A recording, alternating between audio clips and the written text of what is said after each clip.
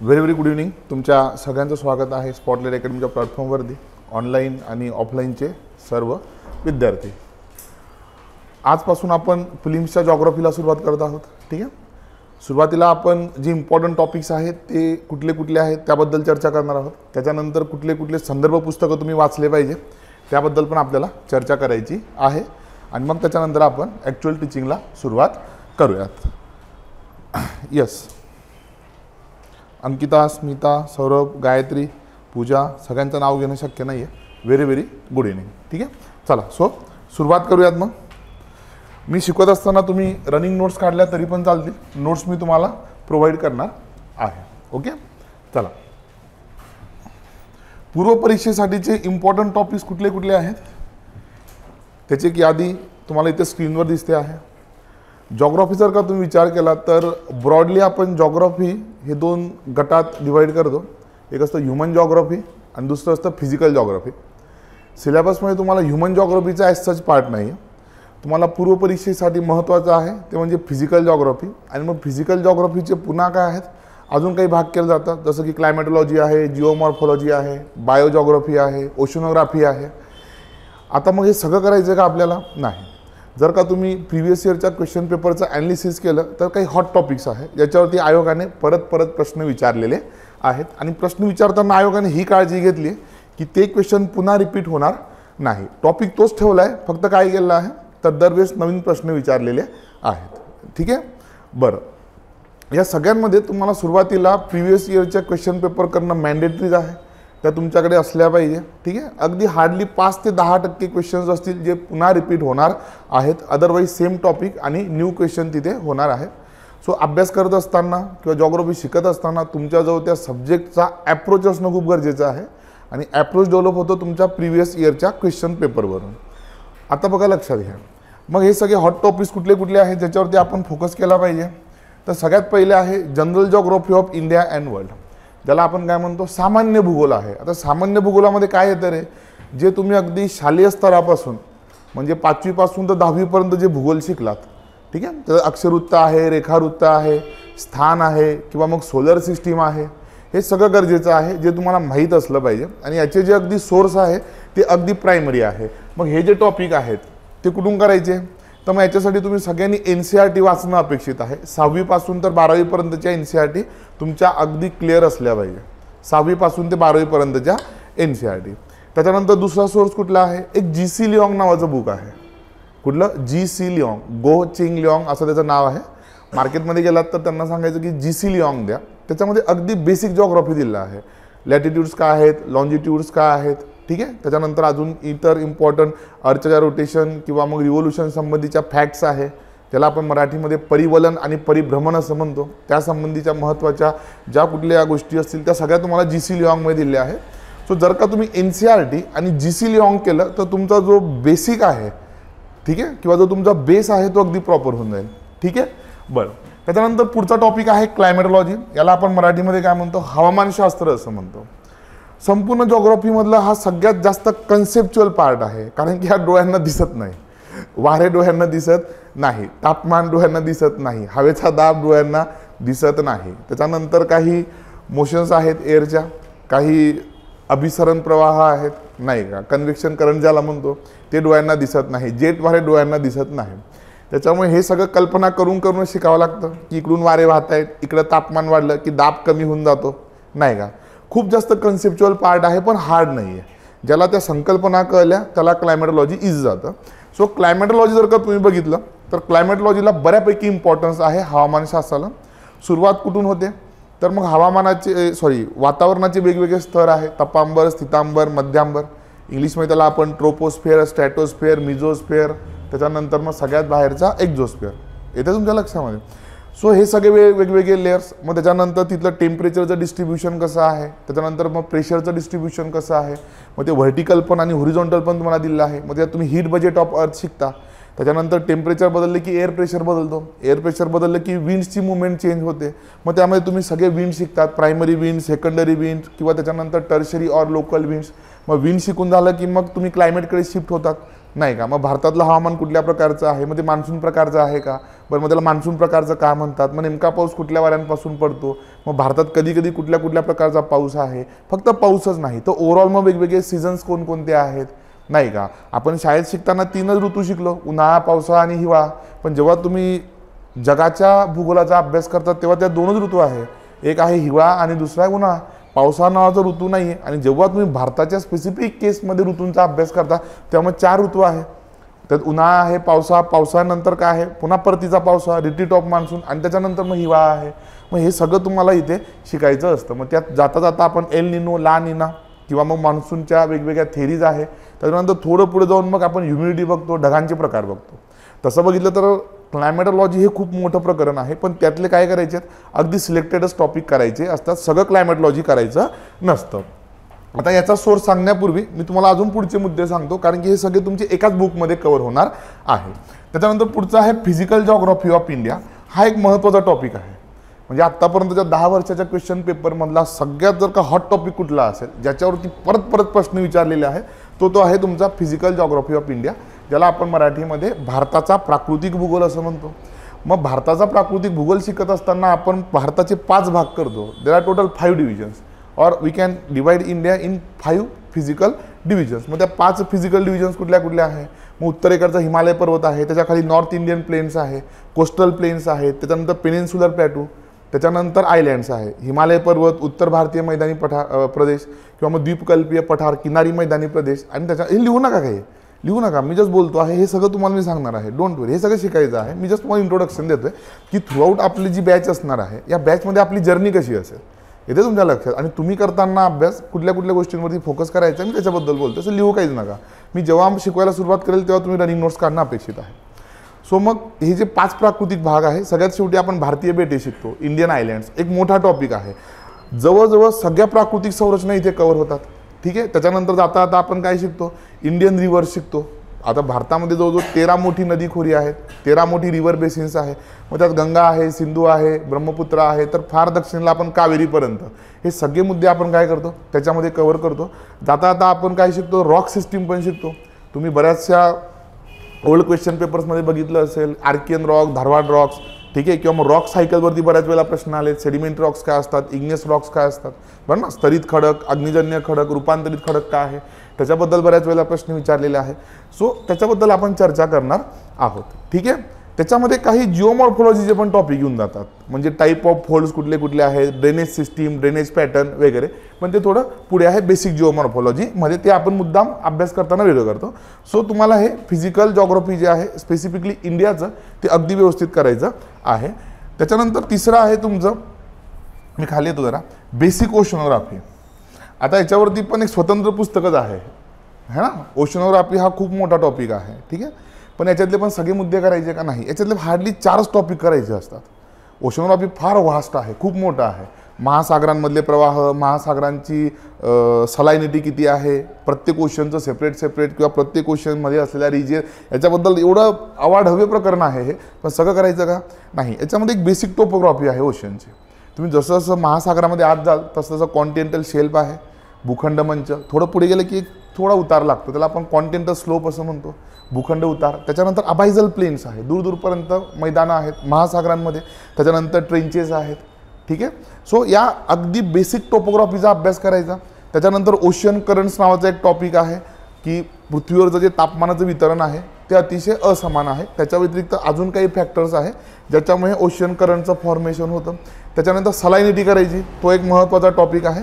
आणि distribution of oceans, आणि त्याच्यानंतर त्याच्यातले जेवढे महत्त्वाचे सी आहेत ते सगळे करायचे. सो इथे ओशनोग्राफीचे अगदी मोजके टॉपिक करायचे असतात, सगळे टॉपिक करायचे नसतात. आणि तिसरा आहे तुमचं बेसिक जिओमॉर्फॉलॉजी. आता जिओमॉर्फॉलॉजी हा असा टॉपिक आहे जो सहजासहजी आपण जॉग्राफीमध्ये शिकत नाही, किंवा जॉग्राफीतला असा टॉपिक आहे जो पूर्णपणे सॉलिड आहे, पूर्णपणे फॅक्च्युअल आहे. आणि जॉग्राफीची ॲक्च्युअल डेप्थ तुम्हाला इथे कळते. इथं खूप साऱ्या थेरीज आहे, इथं खूप साऱ्या कन्सेप्ट्स आहे. इथे असे नाव आहेत जे तुम्ही कधी ऐकले पण नसतील, असे नावं आहेत जे तुम्ही कधी ऐकलेलं पण नाही आहेत. ठीक आहे. पण याच्यातले पण फारच मोजके टॉपिक आहेत, अगदी हार्डली 3-4 टॉपिक आहे. इंटरनल फोर्सेस काय असतात, एक्सटर्नल फोर्सेस काय असतात, इंटरनल फोर्सेसमुळे काय काय होतं, एक्सटर्नल फोर्सेसमुळे काय काय होतं, हे 1-2 मुद्दे जर का सोडले तर याच्यामध्ये तुम्हाला दुसरं काहीही वाचायचं नाही आहे, है ना. सो इथे सगळ्यात महत्त्वाचं आहे की मार्केटमध्ये खूप सारे बुक्स अवेलेबल आहे, त्याच्यातले फार सिलेक्टेड टॉपिक आपल्याला करायचे असतात. ठीक आहे. मग हे जे मी तुम्हाला 3 टॉपिक सांगितले, कुठले कुठले? क्लायमेटॉलॉजी, त्याच्यानंतर तुमचं बेसिक ओशनोग्राफी आणि एक बेसिक जिओमॉर्फॉलॉजी. हे कशातनं होतं? तर एक सविंद्र सिंग सरांचं पुस्तक आहे फिजिकल जॉग्राफी. कुठलं आहे? सविंद्र सिंग सरांचं पुस्तक. त्या सविंद्र सिंग सरांच्या पुस्तकामध्ये ऑलरेडी त्यांनी 3 पार्ट दिलेत. ओशनोग्राफी, ठीक आहे, त्याच्यानंतर क्लायमेटॉलॉजी आणि जिओमॉर्फॉलॉजीचे काही टॉपिक दिलेले आहेत. त्याच्यातले पण काय करायचे? फक्त आणि फक्त सिलेक्टेड टॉपिक करायचे आहेत. जेवढी मी तुम्हाला लेक्चरला शिकवणार आहे तेवढे, त्याच्या पलीकडे जायचं नाही. एक 700 पेजेसचं जवळजवळ पुस्तक आहे, बल्की बुक आहे. ठीक आहे. त्याच्यात जास्त डेप्थमध्ये जायचं आहे का? नाही. मी व्हॉल्कॅनो शिकवणार आहे, मी अर्थक्वेक शिकवणार आहे, मी इंटरनल स्ट्रक्चर ऑफ अर्थ शिकवणार आहे, मी फॉर्मेशन ऑफ अर्थच्या थेरी शिकवणार आहे. तेवढंच फक्त पुस्तकातनं काय करत जायचं? वाचत जायचं. ठीक आहे. 8वा टॉपिक आहे, त्याच्यामध्ये रॉक्स नावाचा अगदी छोटे छोटे टॉपिक आहेत, 8-10 पेजचा. तेवढं एक टॉपिक करायचा, विषय संपवायचा. आलं लक्षामध्ये? सगळं पुस्तक वाचत बसायचं नाही. सो हे तिघही टॉपिक कव्हर होतात. फिजिकल जॉग्राफीचं बुक आहे सविंद्र सिंग सरांचं. ठीक आहे. सो आत्तापर्यंत मी तुम्हाला किती सोर्स सांगितले? एक बेसिकसाठी NCERT करायचं आहे, एक गोचिंग लिओन, एकदम बारकं पुस्तक आहे गोचिंग लिओन, बेसिक क्लिअर होऊन जाईल तुमचं. सो गोचिंग लिओन करायचं आहे, NCERT प्लस गोचिंग लिओन.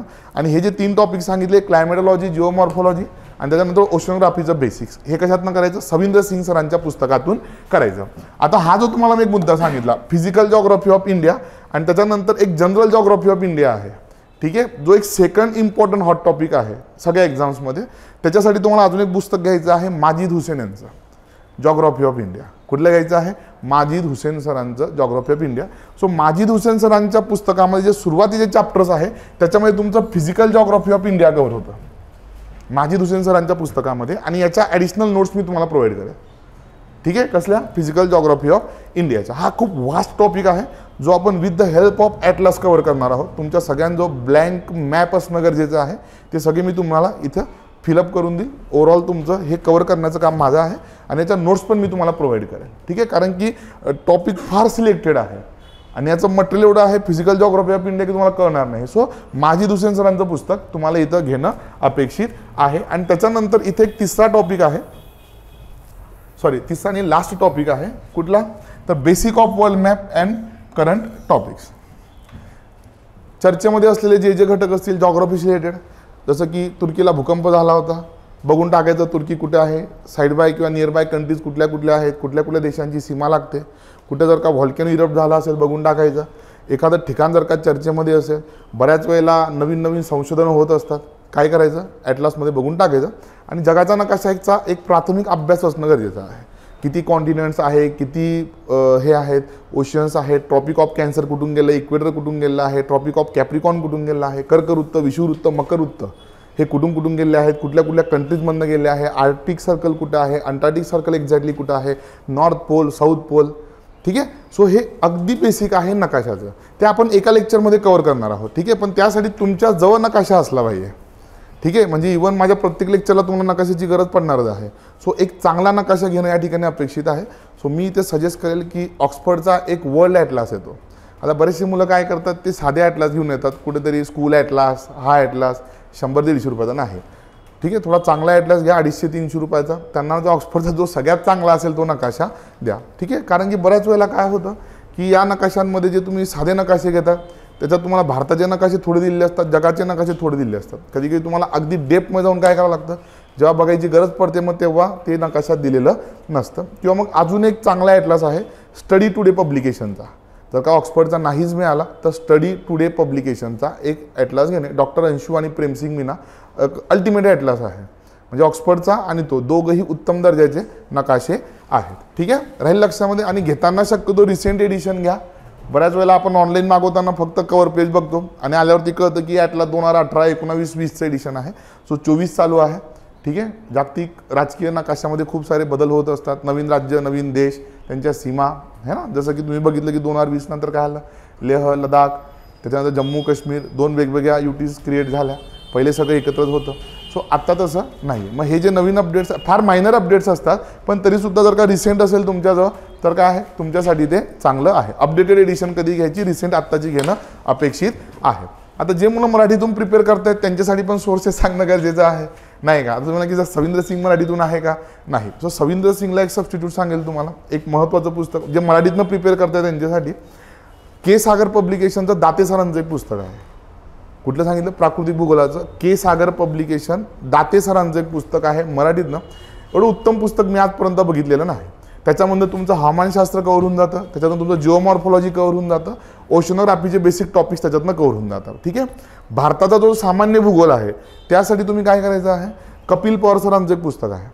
ठीक आहे. भगीरथ पब्लिकेशनचं कपिल पवार सरांचं महाराष्ट्राचा आणि भारताचा असे 2 पुस्तक आहे. त्यातलं भारताचा भूगोल घेऊन टाका. त्याच्यातनं तुमचं जनरल इंडियन जिओग्राफी ऑलमोस्ट पूर्ण कव्हर होऊन जातं, काहीच त्याच्यामध्ये सुटत नाही. आता NCERT इंग्लिशमधनं नाही तर हिंदीमधनं आहेत. ठीक आहे. त्याला मराठी पर्याय तुम्हाला नाही. माझ्या केसमध्ये 2च पर्याय आहेत. एक तर तुमचं इंग्लिश इम्प्रूव्ह करा किंवा मग ॲपवरतीच तुम्हाला NCERTच्या मी मराठीमध्ये बॅचेस अवेलेबल करून दिलेल्या आहेत. त्या मराठीतल्या बॅचेस तुम्ही बघू शकता. ठीक आहे. अगदी कमी प्राईजमध्ये आहेत त्या. ठीक आहे. तुम्ही ते चेकआउट करा. 6वी पासून तर पुढच्या सगळ्या NCERT जिओग्राफीच्या तिथे अवेलेबल आहे. तुम्ही त्या ॲपमधनं परचेस करून ते लेक्चर्स बघू शकता. इंग्लिश NCERT मी मराठीमध्ये शिकवलेले आहे. ठीक आहे. किंवा मग तुम्ही जर का इंग्लिश तुमचं चांगलं असेल की नाही सर आम्ही आमचं इंडिव्हिज्युअल करून घेतो, पण NCERT मस्ट आहे. ठीक आहे. पण काही मुलांना अगदीच भाषेचा न्यूनगंड असतो की नाही सर इंग्लिश आहे, आता कसं होईल, मला चक्कर येतात, कसं तरीच होतं इंग्लिश बघितलं तरी. असं असेल तर मग त्या केसमध्ये तुम्ही लेक्चर्स बघा. Is that clear? So Marathi sources पण सांगितले आणि माजी दुसेन सरांचं पुस्तक तुम्हाला मराठीमध्ये पण उपलब्ध आहे. सो सविंद्र सिंग सरांच्या ऐवजी दाते सरांचं पुस्तक घ्या. ठीक आहे. गोचिंग लिऑंगच्या ऐवजी कपिल पवार सरांचं पुस्तक घ्या. आणि त्याच्यानंतर NCERT तुम्हाला करणं भाग आहे. आणि याच्या व्यतिरिक्त अजून तुम्हाला काय दाते सरांचं एक पुस्तक आहे. सो मराठीवाल्यांसाठी मी 3-4 पुस्तकं सांगितले, इंग्लिशवाल्यांसाठी पण मी 3-4 पुस्तकं सांगितले. ठीक आहे. संदर्भ ग्रंथ भरपूर उपलब्ध आहेत. फक्त काय असली पाहिजे? अभ्यास करण्याची इच्छा असली पाहिजे. ओके. ठीक आहे. पुढे जाऊयात. सो सुरुवात करूयात आपण फॉर्मेशन ऑफ अर्थपासून. ओके. सो तुमच्या नोटबुक ओपन करा, हातात पेन राहू द्या. मी जेव्हा जेव्हा बोलत जाईल तेव्हा काय करा, तुम्ही ते लिहिणं अपेक्षित आहे. रनिंग नोट्स काढा. याच्या नोट्स मी तुम्हाला प्रोव्हाइड करणार आहे. ऑनलाईनचे विद्यार्थी काय अडचण असेल तर तुम्ही कमेंट करा तसं. Okay.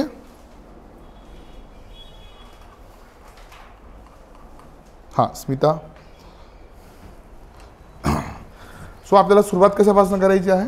Formation of earth and solar system. ठीक आहे. पृथ्वीची आणि एकूणच सौरमालेची निर्मिती कशी झाली याच्याशी रिलेटेड वेगवेगळी गृहीतकं आहे, ज्याला आपण इंग्लिशमध्ये हायपोथेसिस असं म्हणतो. थेरीज आणि हायपोथेसिसमध्ये डिफरन्सेस आहे. ठीक आहे. किंवा मग ज्याला आपण मराठीमध्ये सिद्धांत म्हणतो आणि गृहीतके म्हणतो, यांच्यामध्ये फरक आहे.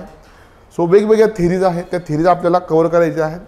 युनिवर्स म्हणजे काय, गॅलेक्सीज म्हणजे काय, ब्लॅक होल म्हणजे नेमकं काय आहे, किंवा त्याच्यानंतर मग solar system, inner planets, outer planets, asteroids काय आहेत त्याच्याबद्दल आपल्याला चर्चा करायची आहे. रोटेशन रिव्होल्युशनमध्ये काय डिफरन्स असतो वगैरे वगैरे. हे बेसिक आहे. याच्यावरती ऑलमोस्ट 1-2 प्रश्न आत्तापर्यंत आयोगाने विचारलेले आहेत. सोलर सिस्टीम हा आवडता टॉपिक आहे. ऑलमोस्ट 1-2 वर्षातनं ऑन ॲन ॲव्हरेज जर का काढलं तर 1 वर्ष सोडून आयोगाने या टॉपिकवरती प्रश्न विचारलेले आहेत. हा जो टॉपिक आहे तो NCERT जे आहे 11वीचं NCERT NCERTमध्ये अगदी प्रॉपर दिलेला आहे. फॉर्मेशन ऑफ अर्थ आणि त्याच्या वेगवेगळ्या ज्या थेरीज आहेत. ठीक आहे. सो रेफरन्स बुक जर तुम्हाला हवं असेल या टॉपिकसाठी तर 11वीचं NCERT व्यवस्थित करणे. याच्या व्यतिरिक्त मी तुम्हाला फिजिकल जिओग्राफीचं सविंद्र सिंग सरांचं पुस्तक सांगितलं आहे. त्या सविंद्र सिंग सरांच्या पुस्तकामध्ये अगदी सुरुवातीला एज ऑफ अर्थ, पृथ्वीचं वय नेमकं किती आहे आणि वेगवेगळे जे सिद्धांत आहे ते प्रोव्हाइड केलेले आहेत इंग्लिशवाल्यांसाठी. आणि मराठीवाल्यांसाठी हा टॉपिक तुम्ही दाते सरांच्या पुस्तकातनं करू शकता. दाते सरांच्या पुस्तकामध्ये सुरुवातीला या सगळ्या थेरीज दिलेल्या आहेत. ठीक आहे. ओके. चला मग करायची सुरुवात. हेडिंग टाकून घ्या.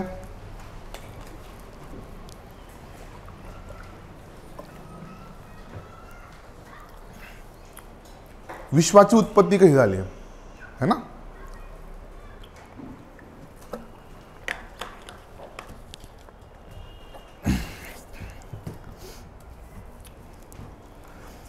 हे जे तुम्हाला म्हणजे मागे इमेज दिसते आहे ही सोलर सिस्टीम जी आहे. ठीक आहे. सूर्य आहे. तुम्ही जसं जसं उजव्या बाजूला सरका तसं मर्क्युरी, व्हीनस, अर्थ आणि मार्स आहे. बुध आहे, शुक्र आहे, पृथ्वी आहे आणि मंगळ आहे. ठीक आहे. त्याच्यानंतर एक ॲस्ट्रॉइड बेल्ट आहे ज्याला आपण मराठीमध्ये लघुग्रह असं म्हणतो. काय म्हणतो? लघुग्रह. आणि त्याच्यानंतर पुन्हा पुढे काय आहे तर 4 ग्रह आहेत. कुठले कुठले आहे? ज्युपिटर, सॅटर्न, युरेनस आणि नेपच्यून. बरोबर. यांना आपण मराठीत काय म्हणतो? हा गुरुग्रह आहे, हा शनिग्रह आहे, त्याच्यानंतर युरेनस आणि नेपच्यून. प्रजापती आपण ज्याला म्हणतो आणि त्याच्यानंतर शेवटी नेपच्यून आहे. आता लक्षात घ्या त्याच्या पलीकडे एक प्लुटो आहे. म्हणजे जेव्हा तुम्ही जुने हायपोथेसिस वाचतात मग त्यात कांट आहे, लॅप्लास आहे, या सगळ्यांनी उल्लेख केला आहे 9 ग्रहांचा. किती? 9 ग्रह. इव्हन तुम्ही मायथॉलॉजीत पण बघितलं तर 9 ग्रह आहे. पण आत्ता प्लुटो हा ग्रह राहिलेला नाही, त्याला बटू ग्रह, ज्याला इंग्लिशमध्ये आपण ड्वार्फ प्लॅनेट असं म्हणतो, त्याचा स्टेटस दिलेला आहे. ड्वार्फ प्लॅनेट म्हणजे असे प्लॅनेट असतात ज्यांचा ऑर्बिट जो आहे म्हणजे सूर्याभोवती फिरण्याची जी कक्षा आहे ती इलिप्टिकल नाही आहे. ठीक आहे. हां, सो जे इतरांसारखे नाही आहेत थोडे, है ना, वो गलत नाही, वो थोडा अलग आहे, म्हणून त्याला काही केलं तर त्याला ड्वार्फ प्लॅनेटच्या कॅटेगरीमध्ये टाकलं, ज्याला आपण बटू ग्रह असं म्हणतो. अदरवाईज आज सोलर सिस्टीममध्ये एक सन आहे आणि इतर 8 प्लॅनेट आहेत. ठीक आहे. मग अगदी सुरुवातीला जेव्हा तुम्ही जॉग्रफीचा अभ्यास करायला घेता, सुरुवातीला तुम्ही कुठलंही पुस्तक घ्या, सुरुवात कुठून होते? पृथ्वीच्या उत्पत्तीपासून, किंवा मग सोलर सिस्टीमच्या उत्पत्तीपासून, किंवा मग युनिवर्स कसं फॉर्म झालं. तुम्ही जर का ओव्हरऑल हा हायपोथेसिस किंवा सिद्धांतांचा प्रवास बघितला तर सगळ्यात पहिले प्रश्न कुठले पडले? तर पृथ्वी कशी तयार झाली, है ना. मग हळू करता करता इतर ग्रहांचं ज्ञान मिळालं. मग मनात प्रश्न आला की सोलर सिस्टीम कशी तयार झाली. मग आम्हाला कळलं की आपल्यासारख्या अजून असंख्य सोलर सिस्टीम आहे. मग आम्हाला प्रश्न पडला की युनिवर्स कसं तयार झालं. लक्षामध्ये. मग वेगवेगळ्या थेरीज आहेत. ठीक आहे. मग पृथ्वी तयार होण्याच्या पण थेरीज आहे, मग सोलर सिस्टीम तयार होण्याच्या पण थेरीज आहे, आणि सगळ्यात शेवटी जी रिसेंट थेरी आहे बिग बँग थेरी, ती संपूर्ण युनिवर्सची चर्चा करते की सगळं युनिवर्स कसं तयार झालं. सो हे टप्पे तुम्ही समजून घ्या. एकदम युनिवर्सची चर्चा नाही आहे. पहिले चर्चा आहे पृथ्वीची, बरोबर का नाही. पृथ्वीच्या अंतर्गत संरचना, ठीक आहे, त्याच्या वेगवेगळे सिद्धांत, त्याच्यानंतर मग सोलर सिस्टीमच्या थेरीज, आणि सगळ्यात शेवटी तुमच्या युनिवर्स फॉर्मेशनच्या थेरीज, बरोबर. मग मी ते तुम्हाला काही बेसिक प्रश्न विचारतो. समजा मी तुम्हाला जर का असं विचारलं की पोरांनो पृथ्वीचं वय किती आहे रे? What is the age of Earth? पृथ्वीचं वय किती आहे? 4.6 बिलियन इयर्स. मी जर का तुम्हाला विचारलं की युनिवर्सचं एज किती आहे, विश्वाची उत्पत्ती कधी झाली? पृथ्वीचं ठीक आहे सर, 4.6 बिलियन इयर्स आहे, पण युनिवर्स कधी तयार झालं? विश्व, जे एक्झिस्ट आहे ते सगळं युनिवर्स आहे, है ना. जे एक्झिस्ट करतं ते सगळं युनिवर्स आहे. आपल्यासारख्या असंख्य सौरमाला आहेत, त्यांच्या मिळून गॅलेक्सीज तयार होतात, असंख्य गॅलेक्सीज मिळून क्लस्टर्स तयार होतात, असंख्य क्लस्टर्स मिळून सुपर क्लस्टर तयार होतात, आणि हे सगळे सुपर क्लस्टर एकत्र केले की युनिवर्स फॉर्म होतात, है ना. आपण कुठे आहोत या सगळ्यांमध्ये याचा तुम्हाला अंदाज आला असेल, है ना. युनिवर्स, सुपर क्लस्टर, मग गॅलेक्सीजमध्ये सोलर सिस्टीम, मग सोलर सिस्टीममध्ये एक पृथ्वी, त्या पृथ्वीवरती एवढे सगळे देश, त्यात एक भारत, त्यात एक राज्य महाराष्ट्र, त्यात एक शहर पुणे, त्यात एक सदाशिवपेठ, त्यात एक स्पॉटलाईट, आणि तुम्ही त्या असंख्य यांच्यामध्ये एका बेंचवर बसलेत, एका कोपऱ्याला. एक मराठी सिनेमा आहे, तुम्ही बघितला असेल माहिती, देऊळ नावाचा, त्याला एक छान संवाद आहे. काहाच्या पडद्यावरती आपण ठिपका आहोत, त्याला कळत नाही, तर अण्णाला भारी बोलतात तुम्ही. आहोत आपण ठिपकाच आहोत, अस्तित्व किती आहे, एकदम छोटं आहे. सो हे सगळं आपल्याला इथे बघायचं आहे. सो ही सोलर सिस्टीम मग कशी तयार झाली, सूर्य कसा तयार झाला, हे सगळे ग्रह कुठून आले, बरोबर का नाही. चला सुरुवात करूयात मग लेक्चरला. इथे काही बेसिक कन्सेप्ट आहे त्या मी तुम्हाला क्लिअर करून देणार आहे. ही जी तुम्हाला इमेज स्क्रीनवरती इथे दिसते आहे, दिसते का? इथे तुम्ही नाव वाचा पहिल्यांदा, द युनिवर्स. सगळ्यात जे मोठं युनिट आहे ते कुठलं आहे? युनिवर्स आहे. आपण ज्याला विश्व असं म्हणतो. काय म्हणतो? विश्व. त्याच्यानंतर काय आहे? लोकल सुपर क्लस्टर्स आहेत, है ना. म्हणजे छोटे छोटे इथं तुम्ही जर का बघितलं तर मिल्की वेज आहे. असंख्य मिल्की वेज जर का तुम्ही एकत्र केल्या तर काय होतात? क्लस्टर्स, आणि क्लस्टर्सपासून तयार होतात सुपर क्लस्टर्स. ठीक आहे. त्याच्यानंतर काय आहे? लोकल ग्रुप्स आहेत, क्लस्टर्स. त्याच्यानंतर काय आहे? गॅलेक्सीनंतर काय आहे? सोलर सिस्टीम इथे तुम्हाला बघायला मिळेल. सेलेस्टियल बॉडीज नावाची एक कन्सेप्ट आहे, ज्याला आपण खगोलीय घटक असं म्हणतो. सेलेस्टियल बॉडीज म्हणजे काय? सेलेस्टियल बॉडीज अवकाशामध्ये जेवढेही घटक आहेत, मग त्याच्यामध्ये काय आहे? स्टार्स आहेत, त्याच्यामध्ये प्लॅनेट्स आहेत. फक्त स्टार्स आणि प्लॅनेट्स आहेत का? अवकाशामध्ये जर का आपण विचार केला तर फक्त स्टार्स आणि प्लॅनेट्स आहेत का? स्टार्स आणि प्लॅनेट्सच्या व्यतिरिक्त अजून काही सॉलिड एलिमेंट्स पण आहेत ना. जसं की आपण उल्का म्हणतो, किंवा मग धूमकेतू आहेत, है ना. काही डस्ट पार्टिकल्स पण आहेत, धुळीचे कण सुद्धा आहेत, व्हॅक्यूम सुद्धा आहे, पोकळी आहे, इथे तुमच्या लक्षामध्ये. सो या सगळ्या घटकांना आपण काय म्हणतो? सेलेस्टियल बॉडीज म्हणतो. काय म्हणतो? Celestial bodies. पृथ्वी पण सेलेस्टियल बॉडी आहे, सूर्य पण सेलेस्टियल बॉडी आहे, ॲस्ट्रॉइड बेल्ट पण सेलेस्टियल बॉडी आहे, तो प्लुटो पण काय आहे? Celestial body. सो प्रत्येक घटकाला आपण काय म्हणतोय? तर सेलेस्टियल बॉडी असं म्हणतो आहोत. या सगळ्या सेलेस्टियल बॉडीज एकत्र केल्या की विश्व तयार होतं. आलं लक्षामध्ये. सो इथे सगळ्यात छोटं युनिट कुठलं आहे? तर सोलर सिस्टीम. काय आहे सोलर सिस्टीम? एक सूर्य आहे, त्याच्या आजूबाजूला 8 ग्रह फिरत आहेत. या ग्रहांच्या सोबत अजून इतर काही सॉलिड एलिमेंट्स म्हणजे स्थायू घटक सुद्धा फिरत आहेत. त्याला आपण काय म्हणतो? सोलर सिस्टीम असं म्हणतो. असे असंख्य सूर्य जर का तुम्ही किंवा असंख्य सोलर सिस्टीम एकत्र केल्या तर काय तयार होते? गॅलेक्सी तयार होते. काय तयार होते? गॅलेक्सी. म्हणजे कितीतरी मिलियन स्टार्स आहेत. विचार करा, आपण एकच सोलर सिस्टीम आहोत का? अशा मिलियन सोलर सिस्टीम एकत्र तयार केल्या किंवा एकत्र केल्या तर काय तयार होईल? तर गॅलेक्सी तयार होते. अशा मिलियन गॅलेक्सीज एकत्र केल्या की काय तयार होतात? लोकल क्लस्टर तयार होतात. असे मिलियन क्लस्टर एकत्र केले की काय होतात? Super cluster. आणि असे असंख्य मिलियन सुपर क्लस्टर एकत्र केले की काय होतील? युनिवर्स तयार होईल. ठीक आहे. आणि युनिवर्सच्या फॉर्मेशनची जी सगळ्यात रिसेंट थिअरी आहे, जिला आपण बिग बँग थिअरी म्हणतो. काय म्हणतो?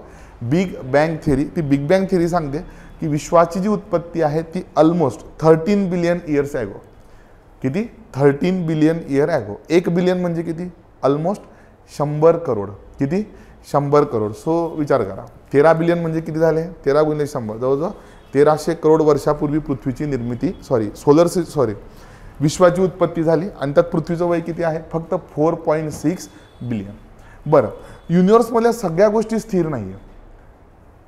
युनिवर्समधला नॉट अ सिंगल एलिमेंट हा स्टेबल आहे. म्हणजे तुम्ही जर का विचार केला तर पृथ्वी स्वतःभोवती फिरते. स्वतःभोवती फिरता फिरता ती सूर्याभोवती पण फिरते. मग तुम्हाला असं वाटेल की सर सूर्य स्थिर आहे का? सूर्य पण स्थिर नाही आहे. सूर्यसुद्धा काय करतोय? गॅलेक्सीचं जे सेंटर आहे ज्याला आपण ब्लॅक होल म्हणतो. काय म्हणतो? Black hole. त्या ब्लॅक होलच्या भोवती हा सूर्यसुद्धा फिरतो आहे. बरं सर, गॅलेक्सी स्टेबल्स आहेत का? गॅलेक्सीसुद्धा स्टेबल नाही आहे. सुपर क्लस्टर पण काय होतं आहे? मूव्ह होतं आहे.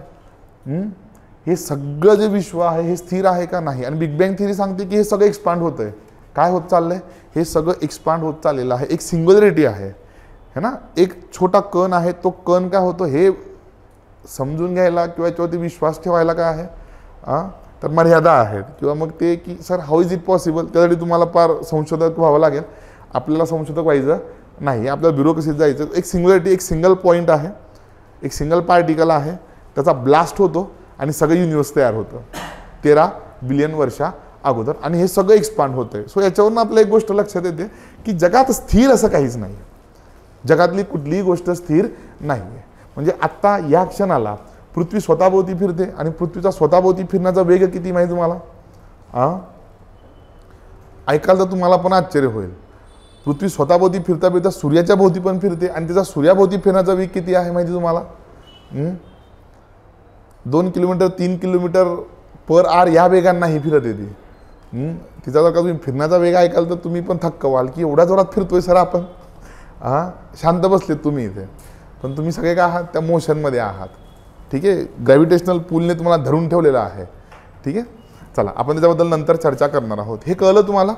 आपण नेमकं कुठे एक्झिस्ट करतो, आपण नेमकं कुठे आहोत हे तुम्हाला लक्षात आलं असेल. त्याच्यानंतर इथं काही डेफिनेशन्स दिल्या किंवा माहिती दिलेली आहे, त्याच्याबद्दल आपण चर्चा करूयात. युनिवर्स म्हणजे काय आहे? याला आपण मराठीमध्ये विश्व म्हणत आहोत. Universe has been defined as the totality of existence. जे जे एक्झिस्ट करतं त्या सगळ्याला आपण काय म्हणतो? विश्व म्हणतो. जे दिसतंय, जे नाही दिसत आहे ते सगळं, जे जे अस्तित्वात आहे त्या सगळ्याला आपण काय म्हणतो? विश्व असं म्हणतो. किती आहे ते पण माहीत नाही आपल्याला, कसं आहे, कधी आलं ते पण माहीत नाही, पण जे जे अस्तित्वात आहे ते सगळं काय आहे? तर विश्व आहे. Planets, stars, galaxies, the contents of intergalactic space, the smallest sub atomic particles and all particles of matter and energy are included in the universe. ऊर्जा सुद्धा, सगळ्या एनर्जीज. त्याच्यानंतर इथे काही शब्द आलेत त्यांचे अर्थ समजून घ्या. प्लॅनेट्सचं तुम्हाला सगळ्यांना माहीत आहे, ज्याला आपण ग्रह म्हणतो, बरोबर का नाही? ही ग्रह म्हणजे अशी सेलेस्टियल बॉडी आहे, असा खगोलीय घटक आहे ज्याला स्वतःचा काय नाही आहे? प्रकाश नाही आहे. इथे लक्षामध्ये त्याला आपण ग्रह म्हणतो. आणि ज्याला स्वतःचा प्रकाश आहे त्याला आपण काय म्हणतो? स्टार म्हणतो. आणि group of star is a Galaxy, है ना. असे जर का खूप सारे स्टार एकत्र आले की त्याला आपण काय म्हणतोय? तर गॅलेक्सी असं म्हणतोय. पुढे तुम्हाला इंटरगॅलेक्टिक स्पेस दिलं है ना. गॅलेक्सीजमधलं जे अंतर आहे त्याला आपण काय म्हणतो? इंटरगॅलेक्टिक स्पेस असं म्हणतो. त्याच्यानंतर स्मॉलेस्ट सब ॲटॉमिक पार्टिकल्स. ॲटम हा काय आहे? सगळ्यात स्मॉलेस्ट पार्टिकल आपण कन्सिडर करतो, पण ॲटमपेक्षा पण छोटे पार्टिकल्स आहेत. म्हणजे तुम्ही जर का अणू बघितला तर कशापासून तयार होतो? प्रोटॉन आहे, इलेक्ट्रॉन आहे आणि न्यूट्रॉन आहे, है ना. पदार्थाचा सगळ्यात अविभाज्य घटक म्हणजे काय आहे? अणू आहे, ॲटम. त्याच्या पुढे त्याचं विभाजन करता येतं का? नाही. पण तो सुद्धा 3 सब ॲटॉमिक पार्टिकल्सपासून बनलाय का? नाही. सो सगळे असे सब ॲटॉमिक पार्टिकल्स, त्याच्यानंतर युनिवर्समध्ये असलेली सगळी एनर्जी, ह्या सगळ्यांचा समावेश कशामध्ये होतो? तर युनिवर्समध्ये होतो. हे दिसतंय तुम्हाला? हे काय आहे? कशाचं चित्र आहे किंवा कशाची इमेज आहे? चैतन्य, मिल्की वे, गॅलेक्सी आहे. काय आहे? गॅलेक्सी आहे. ठीक आहे. मग गॅलेक्सी म्हणजे काय आहे? Galaxies and universe. तुम्हाला आत्ताच सांगितलं की ताऱ्यांचा समूह म्हणजे काय आहे? गॅलेक्सीज आहे. आपल्याला एकच तारा माहीत आहे, कुठला? सूर्य, ज्याच्या भोवती आपण फिरतो आहोत. असा एकच आहे का? मग असे मिलियन ऑफ स्टार्स आहे. सो या सगळ्या मिलियन ऑफ स्टार्सला एकत्र येईल काय तयार होता? गॅलेक्सीज तयार होता. System compose of dust and countless stars, है ना. धूळ आहे आणि खूप सारे स्टार्स आहेत, एकत्र गेले की काय तयार होते? तर गॅलेक्सी तयार होते. दी ऑब्झर्वेबल युनिवर्स मे alone content 100 billion galaxies.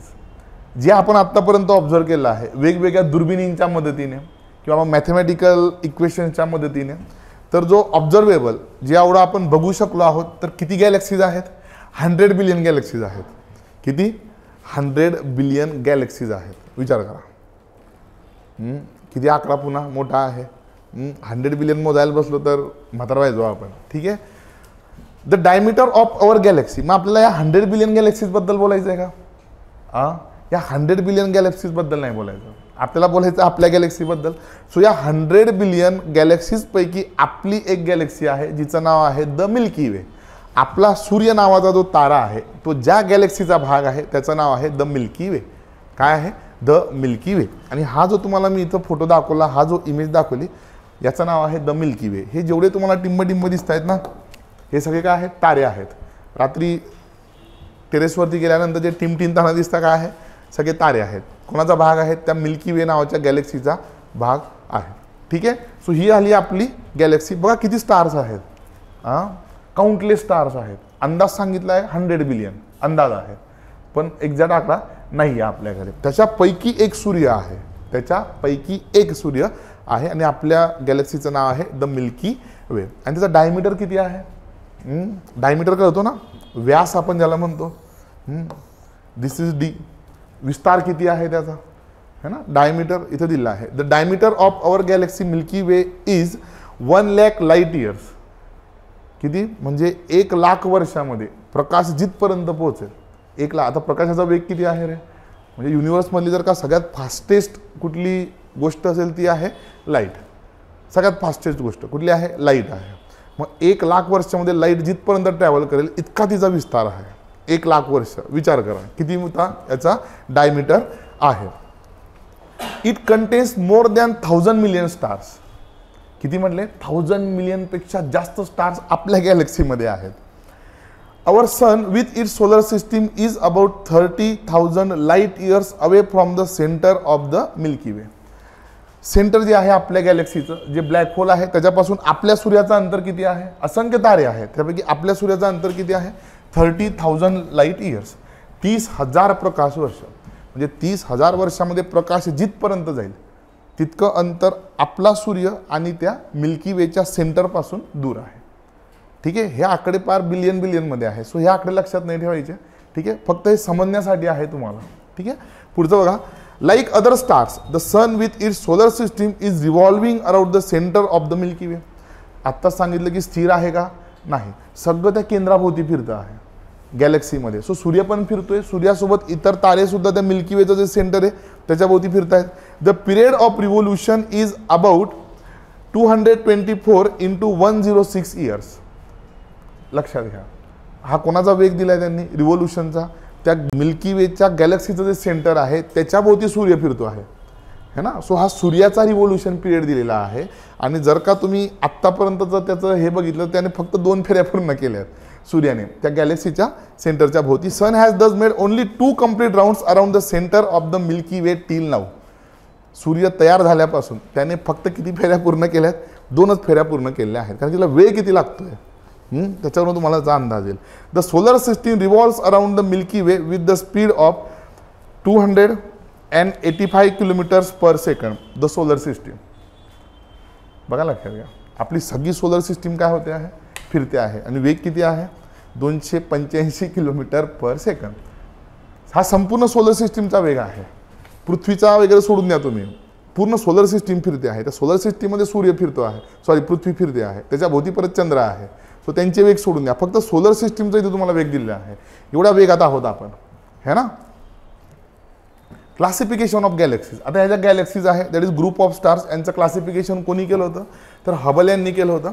So astronomer होते एडविन हबल, यांनी काय केलं होतं, गॅलेक्सीजचं क्लासिफिकेशन केलं होतं. Spiral galaxies, barred spiral, elliptical आणि इरेग्युलर गॅलेक्सीज असे 4 प्रकार त्यांनी प्रामुख्याने केले होते. Most of the nearby bright galaxies are spirals, barred spirals and elliptical. ठीक आहे, मोस्ट ऑफ द ज्या आपल्या जवळच्या गॅलेक्सीज आहेत त्या कुठल्या आहेत, तर स्पायरल्स आहे, बार्ड स्पायरल्स आहे आणि इलिप्टिकल आहेत. इथं तुम्हाला सगळ्या किंवा 4ही गॅलेक्सीची चित्र दिलेली आहे. इथं वरती दिसते स्पायरल गॅलेक्सी, त्याच्यानंतर बार्ड स्पायरल आहे, त्याच्यानंतर इलिप्टिकल आहे आणि त्याच्यानंतर कुठली आहे, इरेग्युलर आहे. ठीक आहे, इलिप्टिकल लंबवर्तुळाकार. ठीक आहे, स्पायरल म्हणजे गोल गोल गोल गोल. ओके, बार्ड स्पायरल म्हणजे काय आहे, थोडी ताणलेली आहे. आणि त्याच्यानंतर इरेग्युलर, ज्याला आकारच नाही आहे.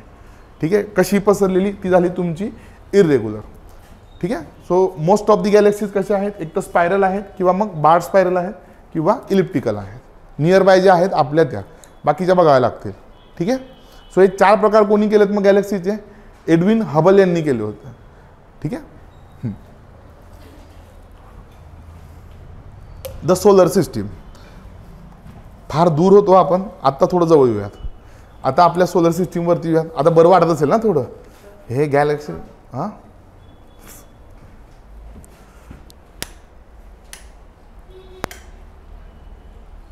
ओके, हां, हे गॅलेक्सीज बिलेक्सीज सर ते आकडे बिकडे ऐकून जरा टेन्शन आलं होतं नाही का. आता ठीक आहे, सोलर सिस्टीम ऐकलेलं आहे जरा, सूर्य, पृथ्वी, मंगळ, नाही का. मिल्की वे तर जास्त झालं. ठीक आहे, चला असू द्या. सो किती प्लॅनेट्स आहेत मग सोलर सिस्टीममध्ये, there are total 8 planets exist in solar system. एकूण 8 प्लॅनेट आहे जे सोलर सिस्टीममध्ये एक्झिस्ट करतात. त्यांचा क्रम तुम्हाला माहीत असला पाहिजे, है ना. पृथ्वीपासून तुम्ही जसं जसं दूर जाल, नियरेस्ट कुठला आहे आणि फारदेस्ट कुठला आहे, एकदम दूरचा कुठला आहे. The solar system is believed to be form nearly 4.6 billion years ago. Believed to be असा अंदाज आहे की जवळजवळ 4.6 बिलियन वर्षापूर्वी काय झालं असेल, तर याची निर्मिती झाली असेल. सोलर सिस्टीमबद्दल बोलतोय, मिल्की वेबद्दल बोलतोय का, मिल्की वेबद्दल नाही बोलतोय आपण, सोलर सिस्टीमबद्दल बोलतो आहोत. इट कन्सिस्ट ऑफ, कशा कशापासून तयार झालेली आहे, sun and the objects that orbit it. सूर्य आहे आणि सूर्याच्या भोवती जे काही घटक गोल गोल फिरत आहेत त्यांच्यापासून ही सौरमाला तयार झालेली आहे. Whether they orbit it directly or orbiting other objects which orbits it directly. हे तुम्हाला वाक्य कन्फ्यूज करू शकतं, है ना. हां, आता याचा अर्थ काय होतो बघा, लक्षात घ्या. पृथ्वी स्वतःभोवती फिरते, स्वतःभोवती फिरता फिरता कोणाच्या भोवती फिरते, सूर्याच्या भोवती. चंद्र, चंद्र स्वतःभोवती फिरतो, स्वतःभोवती फिरता फिरता पृथ्वीच्या भोवती फिरतोय, है ना. आणि स्वतःभोवती पृथ्वीभोवती फिरता फिरता तो सूर्याच्या पण भोवती फिरतोय. आलं का तुमच्या लक्षामध्ये. हां, सो तुम्ही ज्या ऑर्बिटच्या भोवती काय करतायत, तर हे करत आहात, इव्होल्युशन करत आहात, तो ऑर्बिट पण काय करतोय किंवा तो घटक पण काय करतोय, अजून दुसऱ्या घटकाच्या भोवती गोल गोल फिरतो आहे. सो इथे तुम्हाला तेच म्हटलेलं आहे, whether they orbit it directly. जसं की चंद्र आहे, चंद्र हा सूर्याच्या भोवती डायरेक्ट ऑर्बिट करतोय का, नाही. चंद्र पृथ्वीच्या भोवती ऑर्बिट करतोय आणि पृथ्वी सूर्याच्या भोवती काय करते, ऑर्बिट करते, फिरते आहे. कळतंय तुम्हाला. ठीक आहे, चला.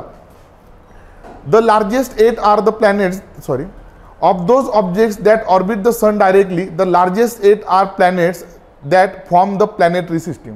आता हे जेवढे सगळे ऑब्जेक्ट्स आहेत त्याच्यातले जे सगळ्यात मोठे ऑब्जेक्ट्स आहेत, सेलेस्टियल बॉडीज आहेत, त्यांना आपण काय म्हणतो, 8 ग्रह असं म्हणतो. ठीक आहे, बरं पुढे जाऊयात. कुठे गेलं. Of those objects that orbit the sun directly, the largest 8 are the planets that form the planetary system around it, while the remainder is significantly smaller objects such as dwarf planets and small solar system bodies, ज्याला आपण SSB जसं म्हणतो, such as comets and asteroids. सूर्याच्या भोवती फक्त ग्रहच फिरताय का, नाही. लघुग्रह पण आहेत, उल्का पण आहेत आणि त्याच्यानंतर धूमकेतू सुद्धा आहेत, काही डस्ट पार्टिकल्स पण आहे. आणि हा जो ॲस्ट्रॉइड नावाचा घटक आहे ना, ज्याला लघुग्रह म्हणतो, ते अगदी वाटाण्याच्या आकारापासून तर अगदी मोठमोठ्या ढगाच्या आकाराचे एवढे सुद्धा आहेत. ठीक आहे, त्याच्याबद्दल आपण पुढे चर्चा करणार आहोत. सो या सगळ्या घटकांपासून काय तयार होते, सोलर सिस्टीम तयार होते. All planets differ in size. सगळ्या ग्रहांचा आकार कसा आहे तर वेगवेगळा आहे. The planets located in the middle of the solar system are bigger in size than those on the sides. Solar सिस्टीमच्या मध्यभागी असलेले जे ग्रह आहेत ते आकाराने मोठे आहेत. तुम्ही जसं जसं दूर जाल तसं आकार छोटा छोटा होत जातो. Geophysicists call this arrangement of planets as cigar shape. काय आहे, सिगार शेप. इथे बघा तुमच्या लक्षात येईल, मी चित्र काढतो. खरं तर सूर्य खूप मोठा आहे. इथं त्यांनी दाखवताना किंवा तुम्हाला समजण्यासाठी असा काढला, सूर्य खूप मोठा आहे, सूर्याच्या समोर हे फार छोटे आहेत. ठीक आहे,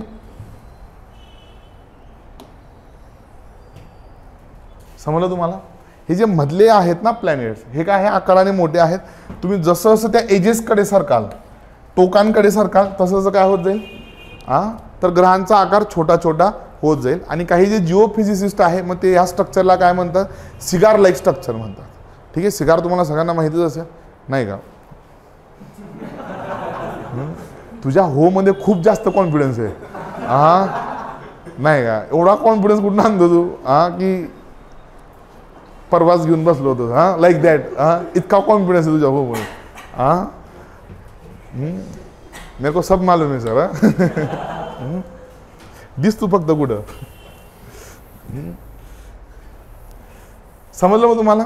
so solar system consist of 8 planets and other celestial bodies. आणि त्या सगळ्या अदर सेलेस्टियल बॉडीज कुठल्या आहेत, ॲस्ट्रॉइड आहेत, कोमेट्स आहेत. ठीक आहे, डस्ट पार्टिकल्स आहेत जे सूर्याच्या भोवती फिरत आहेत. इन शॉर्ट, सूर्याच्या भोवती फिरणारे सगळे सेलेस्टियल ऑब्जेक्ट्स जे आहेत त्यांच्यापासून सोलर सिस्टीम तयार होते. आणि या सगळ्या सेलेस्टियल ऑब्जेक्ट्सपैकी जे मोठे 8 आहे त्यांना आपण काय म्हणतो, प्लॅनेट्स असं म्हणतो. Is that clear. नक्की. चला पुढे जाऊयात. फ्रॉम वेस्ट टू ईस्ट ही सिक्वेन्स बघा. सगळ्यात जवळ कोण आहे, मर्क्युरी आहे, ज्याला आपण काय म्हणतो, बुध असं म्हणतो. त्याच्यानंतर थोडं पुढे गेलात की कोण आहे, व्हीनस आहे. त्याच्यानंतर पुढे अर्थ आहे. सो या सगळ्या सिक्वेन्समध्ये अर्थचा नंबर कितवा आहे, 3रा आहे. फार जवळ पण नाही आहे, फार दूर पण नाही आहे. कदाचित म्हणूनच काय होईल, आपली तर लाईफ एक्झिस्ट करते. बुध सूर्याच्या इतका जवळ आहे की त्याची जी बाजू सूर्याकडे असते तिथलं टेम्परेचर इतकं जास्त असतं की तिथं लाईफ एक्झिस्ट करू शकत नाही. आणि त्याच्या विरुद्ध जी बाजू सूर्याच्या विरुद्ध आहे तिथलं टेम्परेचर इतकं डाऊन असतं की ऑलमोस्ट फ्रिजिड आहे, बर्फ आहे. तिथं ॲटमॉस्फिअर, सगळ्याच ठिकाणी ॲटमॉस्फिअर आहे का रे, सगळ्याच ठिकाणी ॲटमॉस्फिअर पण नाही आहे. जिथं जिथं ॲटमॉस्फिअर नाही आहे तिथं टेम्परेचरमध्ये तुम्हाला प्रचंड फरक बघायला मिळेल, है ना. म्हणजे घरी गेल्यानंतर थोडं एक्स्ट्रा वर्क म्हणून करून बघा, सर्च करा. ठीक आहे, बुध ग्रहावरती ॲटमॉस्फिअर आहे का, शुक्र ग्रहावरती ॲटमॉस्फिअर आहे का, गुरु ग्रहावरती ॲटमॉस्फिअर आहे का. काही प्लॅनेट्स असे आहेत की जिथे काय आहे, ॲटमॉस्फिअर आहे, पण त्या ग्रहांचं ॲटमॉस्फिअर हे हार्डली 1 किंवा 2 गॅसेसपासून तयार झालं आहे. म्हणजे काही ग्रहांच्या ॲटमॉस्फिअरमध्ये मिथेन खूप जास्त आहे. काही ग्रहांच्या जे आउटर प्लॅनेट्स आहे मोस्टली तिथे हेलियमचं प्रमाण खूप जास्त आहे, है ना. आपल्या इथं तसं नाही आहे. आपल्या इथं नायट्रोजन खूप जास्त आहे आपल्या ॲटमॉस्फिअरमध्ये, नंतर ऑक्सिजन आहे, त्याच्यानंतर मग हिलियम आहे. इथे तुमच्या लक्षामध्ये. सो हिलियम बरंच खाली आहे. ठीक आहे, सो ह्या केसमध्ये समजून घ्या. ठीक आहे, चला. त्याच्यानंतर तुम्ही अजून पुढे गेलात तर कोण आहे, मार्स आहे. काय, मंगळ. हे जेवढेही 4 आतले ग्रह आहेत त्यांना आपण इनर प्लॅनेट्स म्हणतो. काय म्हणतो, इनर प्लॅनेट्स. ठीक आहे, सगळे सॉलिड आहेत, आकाराने एकदम छोटे आहेत. आता इथे एक ॲस्ट्रॉइड बेल्ट आहे. हा ॲस्ट्रॉइड बेल्ट काय आहे, तुटलेले फुटलेले ग्रहांचे कण आहेत. म्हणजे इट इज बिलीव्ह, पुन्हा एकदा काय आहे, शक्यता आहे, असा अंदाज आहे. कारण की इथे सोलर सिस्टीम किंवा युनिव्हर्सचा अभ्यास करत असताना तुम्ही कुठलीच गोष्ट अशी ठोसपणे सांगू शकतात का, मी स्वतः जाऊन बघून आलो आहे, मला माहिती हे कधी झालं आहे, मला सगळं माहिती, मी सॉक्रेटिस आहे, असं कोणी आहे का. माझं तिथं जे सर लघुग्रहांच्या पट्ट्याच्या बाजूला तिकडचा जे मी, नॉट लाईक दॅट. ठीक आहे, सो सगळे काय आहे, अंदाज आहे. आणि it is believe to be की ज्यावेळेस सोलर सिस्टीम फॉर्म झाली, सोलर सिस्टीम तयार होत असताना हे जे ग्रहांचे तुटलेले फुटलेले कण आहेत, ठीक आहे, हे तुटलेले फुटलेले कण म्हणजे काय आहे, so remaining parts of the planets हे आहेत तुमचे ॲस्ट्रॉइड. काय आहेत, हे आहेत तुमचे ॲस्ट्रॉइड्स. बरं, यांची साईज किती आहे. काही ॲस्ट्रॉइड अगदी वाटाण्याच्या आकाराचे आहे, ग्रीन पीस. मटर पनीर खाल्लं आहे ना, काही मटरच्या आकाराचे, काही पनीरच्या आकाराचे आहेत, काही सोयाबीनच्या आकाराचे. असं करता करता करता काही इतके मोठे आहेत, डोंगरा एवढे पण आहेत. काय आहेत, काही डोंगर आहेत. सो त्यांच्या शेपमध्ये खूप जास्त व्हेरिएबिलिटी आहे. सारख्या आकाराचे आहेत का, सारख्या आकाराचे नाही. सो याला आपण म्हणतो ॲस्ट्रॉइड बेल्ट. आणि ॲस्ट्रॉइड बेल्टच्या आतले जे 4 प्लॅनेट्स आहेत त्यांना म्हणायचं इनर प्लॅनेट्स. आणि त्याच्यानंतर हे जे बाहेरचे 4 आहेत यांना आपण काय म्हणतो, आउटर प्लॅनेट्स म्हणतो. आकाराने मोठे आहेत. ठीक आहे, हे खूप जास्त सॉलिड नाही आहे, हे गॅसियस फॉर्ममध्ये आहे. काय आहेत, गॅसियस फॉर्ममध्ये. यांची डेन्सिटी एकदम कमी आहे. काय आहे, डेन्सिटी कमी आहेत. यांच्या अवतीभोवती मोस्ट ऑफ दी केसेसमध्ये काय आहे, रिंग लाईक स्ट्रक्चर्स आहेत. काय आहे, रिंग लाईक स्ट्रक्चर. जसं की शनीच्या कडा आहेत. इतर कुठल्या ग्रहाला बघायला मिळतात का, पृथ्वीला कडा असते तर जस्ट इमॅजिन, पृथ्वीच्या भोवती नाही पण शनीच्या भोवती कडा आहेत. सो हे आकाराने मोठे आहेत. यांची जी घनता आहे ती अगदी कमी आहे. त्याच्यानंतर काय आहे, वजनाने पण एकदम हलके आहेत. ठीक आहे, यांना आपण म्हणतो आउटर प्लॅनेट्स. म्हणजे हे नेपच्यूनवर तर बर्फ आहे, सूर्यापासून खूप दूर आहे ना, ऊन पोहोचत नाही त्यांच्यापर्यंत. येते लक्षामध्ये. So most of the IC आहेत, येते लक्षामध्ये. सो हे झालं तुमचं बेसिक. इनर प्लॅनेट्स काय आहे, आउटर प्लॅनेट्स काय आहेत. त्याच्यानंतर जर का तुम्ही गेलात तर प्लुटोच्या पलीकडे अजून एक काय आहे, लघुग्रहांचा पट्टा आहे. त्याला आपण काय म्हणतो, कुपियर बेल्ट असं म्हणतो. काय म्हणतो, कुपियर्स बेल्ट. सो बेसिकली 2 बेल्ट आहेत मग सोलर सिस्टीममध्ये. एक आहे ॲस्ट्रॉइड बेल्ट आणि दुसरं आहे कुपियर बेल्ट. हा पण कधी तयार झाला, जेव्हा सोलर सिस्टीम तयार झाली तेव्हाच हा पण तयार झालेला आहे. Is that clear. सो ही सिक्वेन्स फक्त तुम्ही लक्षात ठेवणं अपेक्षित आहे. The inner or terrestrial planets. आता इनर प्लॅनेट्सला जिथं अजून एक शब्द वापरला आहे, कुठला, टेरेस्ट्रियल प्लॅनेट्स. आता यांना टेरेस्ट्रियल प्लॅनेट्स का म्हणतात, याच्या मागचं कारण हे आहे की हे पृथ्वीसारखे आहेत, टेरेस्ट्रियल आहेत. कशासारखे आहेत, पृथ्वीसारखे आहेत. बरोबर. चला, the inner circle consist of 4 planets, Mercury, Venus, Earth along with Mars and asteroids. ठीक आहे, यांना आपण अंतर्ग्रह असं म्हणतो. They are called terrestrial which means earth like. त्यांना टेरेस्ट्रियल म्हणण्यामागचं कारण हे आहे कारण की ते पृथ्वीसारखे आहेत, जे खडकांपासून आणि खनिजांपासून बनलेले आहेत. रॉक्स आणि मेटलपासून ते बनलेले आहेत. These planets are comparatively small in size and have relatively higher densities. आकाराने एकदम छोटे आहेत, ज्यांच्या डेन्सिटी खूप जास्त आहेत. ठीक आहे, घनता त्यांची खूप जास्त आहे. Their speed of rotation is less. UPSC पूर्व परीक्षा, MPSC पूर्व परीक्षा, मुख्य परीक्षा प्रचंड वेळा याच्यावरती प्रश्न विचारला गेलेला आहेत. इनर प्लॅनेट्स आणि आउटर प्लॅनेट्स. ठीक आहे, रोटेशन आणि रिव्होल्युशन मधला जो डिफरन्स आहे तो तुम्हाला इथे समजून घ्यायचा आहे. या मुद्द्याला मी स्टार केलं आहे. तुम्हाला मी पुढे एक टेबल दाखवतो, त्याच्यावरून तुम्हाला लक्षात येईल. So their speed of rotation is less. ठीक आहे, मुद्दा लक्षात ठेवा. पुढे एक्सप्लेन करतो. They either have no satellite or very less satellites. For example the Earth has only 1 and Mars have 2 satellites. आता हे जे अंतर्ग्रह आहेत त्यांचे उपग्रह पण नाही आहे आणि आहेत तर ते अगदी कमी आहेत. जसं की पृथ्वीला एकच उपग्रह आहे, त्याचं नाव काय आहे, चंद्र, ज्याला आपण मामा म्हणतो आपल्या इकडे, है ना. सो एकमेव काय आहे तर आपल्याला उपग्रह आहे. पण आउटर प्लॅनेट्स जर तुम्ही गेलात तर त्यांना असंख्य उपग्रह आहे, 60-60, 70-70 उपग्रह आहेत. तसं इनर प्लॅनेटचे आहेत का, नाही. मग इनर प्लॅनेटच्या कॅरेक्टरिस्टिक्सवरती तुम्हाला प्रश्न विचारला जाऊ शकतो. ठीक आहे, इनर प्लॅनेटच्या कॅरेक्टरिस्टिक्सवरती प्रश्न विचारला जाऊ शकतो. सो त्यांची डेन्सिटी हाय आहे. त्याच्यानंतर त्यांचा रोटेशनचा स्पीड कसा आहे, एकदम कमी आहे. ठीक आहे, त्याच्यानंतर ते काय आहे, पृथ्वीसारखे आहेत, टेरेस्ट्रियल आहेत. ओके, चला पुढचं बघा, आउटर प्लॅनेट्स. आता एक्झॅक्ट त्याच्या अपोजिट फेनॉमिना इथं आहे. कसं रे, they are also known as giant planets or Jovian planets. Jovian का म्हणतात त्यांना, ते ज्युपिटर सारखे आहेत, गुरुग्रहासारखे ते आहेत. The outer circle consist of 4 planets. ते 4 प्लॅनेट्स कुठले आहेत, Jupiter, Saturn, Uranus and Neptune. This planets are bigger in size and are less dense. आकाराने एकदम मोठे आहेत आणि घनता कशी आहे, अगदी कमी आहे. They have thick atmosphere mostly compose of helium and hydrogen. आता हेलियम आणि हायड्रोजन हे अगदी काय आहेत, हलके वायू आहेत, लाईट गॅसेस आहे. आणि यांचं काय आहे तर त्या ग्रहांच्या भोवती प्रामुख्याने वातावरण आहे. पृथ्वीवरचं जे वातावरण आहे ते वेगवेगळ्या गॅसेसपासून तयार झाले. बट जे आउटर प्लॅनेट्स आहे त्यांचं जे वातावरण आहे ते मोस्ट ऑफ दी काय आहे, या 2 गॅसेसपासून तयार झालं आहे, हेलियम आणि hydrogen. Their speed of rotation and number of satellites are more compared to the inner planets. आता इथं काय म्हटलंय, speed of rotation and number of satellites are more. Inner प्लॅनेटचा स्पीड ऑफ रोटेशन कसा आहे, एकदम कमी आहे. आउटर प्लॅनेटचा कसा आहे, जास्त आहे. इथं तुम्हाला एक टेबल दिसतो आहे. या टेबलवरनं मी तुम्हाला हे समजावून सांगतो. सगळ्यात पहिल्यांदा रिव्होल्युशन म्हणजे काय रे, याला आपण मराठीमध्ये परिभ्रमण म्हणतो. काय म्हणतो याला आपण, परिभ्रमण. सूर्याभोवती फिरणे. कशाभोवती, सूर्याभोवती फिरणे. आणि रोटेशन म्हणजे काय? परिवलन म्हणजे काय? स्वतःभोवती फिरणे, है ना. मी जर असं स्वतःभोवती फिरलो तर काय आहे? परिवलन आहे, बरोबर ना. तुमच्या भोवती फिरलो तर काय आहे? परिभ्रमण आहे. सो स्वतःभोवती फिरणे म्हणजे परिवलन, दॅट इज रोटेशन.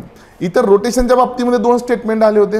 इनर प्लॅनेटचा जो रोटेशनचा स्पीड आहे तो कसा आहे? बघा लक्षात घ्या, हे जे आउटर प्लॅनेट आहे ना, हे स्वतःभोवती एकदम जोरात फिरत आहेत. म्हणजे तुम्ही जर का बघितलं तर 9 तास, 10 तास, 17 तास, 16 तास स्वतःभोवती फिरायला यांना वेळ खूप कमी वेळ लागतोय. इनर प्लॅनेट जर का बघितले तर बुध स्वतःभोवती फिरायला 59 दिवस घेतोय, विचार करा. आणि हा गुरु 9 तासामध्ये एक फेरी पूर्ण करतोय. तुम्ही व्हीनस बघा 243 दिवस घेतोय, पृथ्वी 24 तास घेते, मंगळ 24 तास घेतोय का नाही. आणि आउटर प्लॅनेट्स बघा 9 तास, 10 तास, 17 तास, 16 तास पटकन स्वतःभोवती एक फेरी पूर्ण करतायत. सो आउटर प्लॅनेट जे आहे, या आउटर प्लॅनेटचा रोटेशन स्पीड कसा आहे? कमी आहे. आणि इनर प्लॅनेटचा तो कसा आहे? खूप जास्त आहे. कळतंय तुम्हाला. आणि याच्या एक्झॅक्ट अपोजिट तुम्हाला कुठे बघायला मिळेल?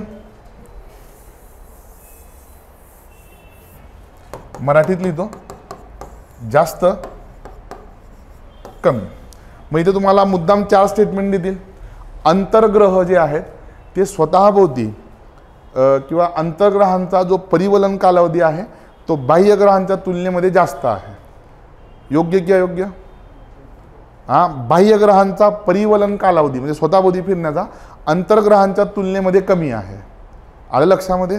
याचा एक्झॅक्ट अपोजिट व्हाईस वर्सा तुम्हाला इकडे बघायला मिळेल. जो परिभ्रमण कालावधी आहे, परिभ्रमण म्हणजे काय? आता सूर्याभोवती फिरण्याचा, तर या केसमध्ये लक्षात येईल की जे इनर प्लॅनेट्स आहे त्यांचा सूर्याभोवती फिरण्याचा वेळ एकदम कमी आहे. स्वतःभोवती हळू फिरताय, सूर्याभोवती गरगर फिरताय कोण? Inner planets. आणि जे आउटर बघा किती वेळ लागतो? बुध फक्त 88 दिवसामध्ये सूर्याला एक फेरी पूर्ण करतोय, व्हीनस 255 दिवस. आणि आउटर प्लॅनेट्स बघा 11 वर्ष, 29 वर्ष, 84 वर्ष आणि 164 वर्ष. म्हणजे काय रे? तर इथं काय आहे? आउटर प्लॅनेट जे आहे त्यांचा सूर्याभोवती फिरण्याचा जो वेळ आहे तो कसा आहे? खूप जास्त आहे. इनर प्लॅनेटचा तो एकदम कमी आहे. मग याच्यावरनं आपण 2 स्टेटमेंट लक्षात, किंवा आता बघा तुमचं हे लक्षात कसं ठेवू? 2 स्टेटमेंट लक्षात ठेवायचं. काय लक्षात ठेवायचं? आता हे रिलेटिव्ह स्टेटमेंट आहे. म्हणजे जेव्हा मी इनर प्लॅनेट्सबद्दल बोलेल रिलेटिव्हली कोणाच्या? तर ते आउटर प्लॅनेटच्या. आणि जेव्हा मी आउटर प्लॅनेट्सबद्दल बोलेल ते रिलेटिव्ह असेल कोणाच्या? तर इनर प्लॅनेटच्या. मग 2 स्टेटमेंट काय लक्षात ठेवायचे? अंतर्ग्रहांचा काय म्हणतोय मी, किंवा एकच स्टेटमेंट लक्षात ठेवा, दुसरं स्टेटमेंट त्याचा व्हाईस वर्सा आहे. परीक्षेत काही आलं तर तुम्हाला तिथे लिहिता आलं पाहिजे. अंतर्ग्रहांचा परिभ्रमण कालावधी कमी आहे, तर परिवलन कालावधी कसा आहे? जास्त आहे. आणि बाह्यग्रहांचा काय आहे? किंवा बाह्यग्रहांचा आउटर प्लॅनेट्सचा परिभ्रमण कालावधी जास्त आहे, परिवलन कालावधी कमी आहे. आता हे जर का परिवलन आणि परिभ्रमण मध्ये पण तुम्हाला कन्फ्युजन होत असेल तर मग आपल्या भाषेत लक्षात ठेवा, आंतरग्रह जे आहेत ते सूर्याभोवती काय फिरतात? जोरात फिरतात, स्वतःभोवती एकदम हळू फिरतात. आणि बाह्यग्रह जे आहे ते काय आहेत? तर सूर्याभोवती एकदम हळू फिरतात आणि स्वतःभोवती एकदम जोरात फिरतात. वेगवेगळ्या पद्धतीने सांगितलं. तुम्ही बघा तुम्हाला आता कसं लक्षात ठेवायचं आहे. इनर प्लॅनेट्स आणि आउटर प्लॅनेट्स, अंतर्ग्रह, बाह्यग्रह असंख्य वेळा प्रश्न विचारले गेले आहेत. आणि पुढे त्यांचे सॅटेलाइट्स पण दिलेत. उपग्रह किती आहेत? आता NCERT मधला हा चार्ट आहे, 6वीच्या NCERT मध्ये हा चार्ट दिला आहे. याच्यात नंतर बऱ्याचशा गोष्टी अपडेट झाल्यात, पण NCERT मध्ये काय अजून अपडेट झालेलं नाही. ठीक आहे. जसं की तुम्ही जर का इथे बघितलं तर सॅटर्न आहे, ज्युपिटर आहे, त्याच्यानंतर व्हीनस आहे. बऱ्याचशा इंटरनेटला जर का तुम्ही सर्च केलं तर ते आता किती झाले? 13चे, नेपच्यूनचे 13चे 14 झालेत. गुगलला कुठेही सर्च करा तिथे 14 तुम्हाला दाखवेल. इथे NCERT मध्ये अजून 13च आहेत. ठीक आहे. पण संदर्भ काय आहे? NCERT आहे. उद्या जर का आयोगाने एखादं याच्या बाहेरचं उत्तर दिलं तर क्लेम करताना आपण NCERTचा संदर्भ देऊ. त्याच्यामुळे सध्या ते लक्षात ठेवताना जे NCERT मध्ये दिले तेच तुम्ही लक्षात ठेवणं अपेक्षित आहे, कारण की तो ऑफिशियल डेटा आहे. म्हणजे कुठल्याही संदर्भ पुस्तकांपेक्षा NCERT जरा जास्त ऑथेंटिक आहे. सो हे NCERT मधले आकडे आहेत म्हणून सध्या हे लक्षात ठेवा. उद्या माझ्याकडे येऊ नका, सर नेपच्यून तर मी 14 बघितले, तुम्ही तर 13 सांगितले, जा मोजून ये किती आहे, थांबलोय मी. ठीक आहे. NCERT एवढेच दिले, त्याच्यामुळे ऑथेंटिक डेटा सध्यासाठी एवढाच आहे. Is that clear? नक्की हे लिहायचं असेल तर लिहून घ्या. याच्यावरती खूप वेळा प्रश्न विचारले गेलेले आहेत. 6वीच्या NCERT मध्ये याचा एक खूप चांगला कोड दिला आहे. काय दिला आहे? माय व्हेरी इफिशियंट मदर जस्ट सर्व अस नट्स. 6वीच्या एनसीईआरटीचा असा त्याचा कोड दिला आहे, माय व्हेरी इफिशियंट मदर. ठीक आहे, माझी अत्यंत कार्यक्षम आई, तिने आम्हाला नुकतेच काय दिले आहे. हे मराठीत लक्षात ठेवू नका. मराठीत लक्षात ठेवाल तर गडबड होईल. हां ठीक आहे, हे इंग्लिशमध्ये वाक्य आहे. My stands for Mercury, very stands for Venus, efficient stands for Earth. त्याच्यानंतर मदरसाठी मार्स आहे, जस्ट ज्युपिटर, सर्वसाठी सॅटर्न, अससाठी युरेनस आणि नट्ससाठी नेपच्यून. ठीक आहे, पुन्हा एकदा सांगू, माय व्हेरी इफिशियंट लिहून घे रे. हां पाठ आहे. ज्युपिटरचा सांग बरं. हां रिव्होल्युशनचा टाईम किती आहे. हां बघून सांगतो तिकडे का रे. हां चैतन्य, चला हे लिहून घ्या पटकन, पटकन लिहून घ्या.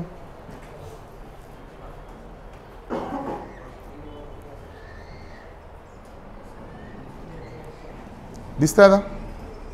चष्मावाल्यांनी पुढे बसत जा जरा, डोळ्यांवरती ताण येईल तुमच्या.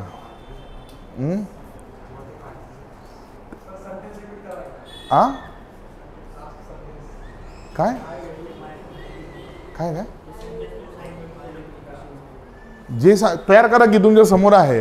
हां दिसतंय की तुमच्या समोर डेटा अप्रोच दिला मी तुम्हाला.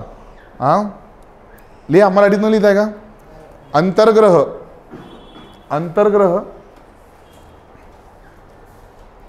स्वतःभोवती हळू तर सूर्याभोवती जोरात फिरतात. म्हणजे काय, परिवलन कालावधी कमी आणि परिभ्रमण कालावधी जास्त आहे. अंतर्ग्रह स्वतःभोवती हळू तर सूर्याभोवती जोरात फिरतात. ठीक आहे, लक्षात ठेवा. आणि याच्या एक्झॅक्ट व्हाईस वर्सा कोणासाठी, बाह्यग्रहांसाठी. मग बाह्यग्रहांचा परत पाठ करायचं का, बाह्यग्रहांचं परत पाठ करायचं नाही. राहील लक्षामध्ये. क्लिअर. थोडं स्मार्ट वर्क केलं पाहिजे कधी कधी, है ना.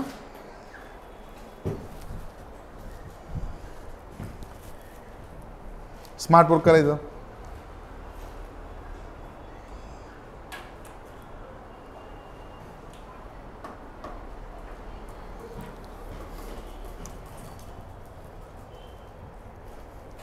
सोलर सिस्टीमची वैशिष्ट्य काय काय आहेत. Characteristics of solar system. The axis of all these planets is tilted towards their orbital planes, but it is tilted differently by different planes. आता ऑर्बिट म्हणजे काय रे, बघा लक्षात घ्या.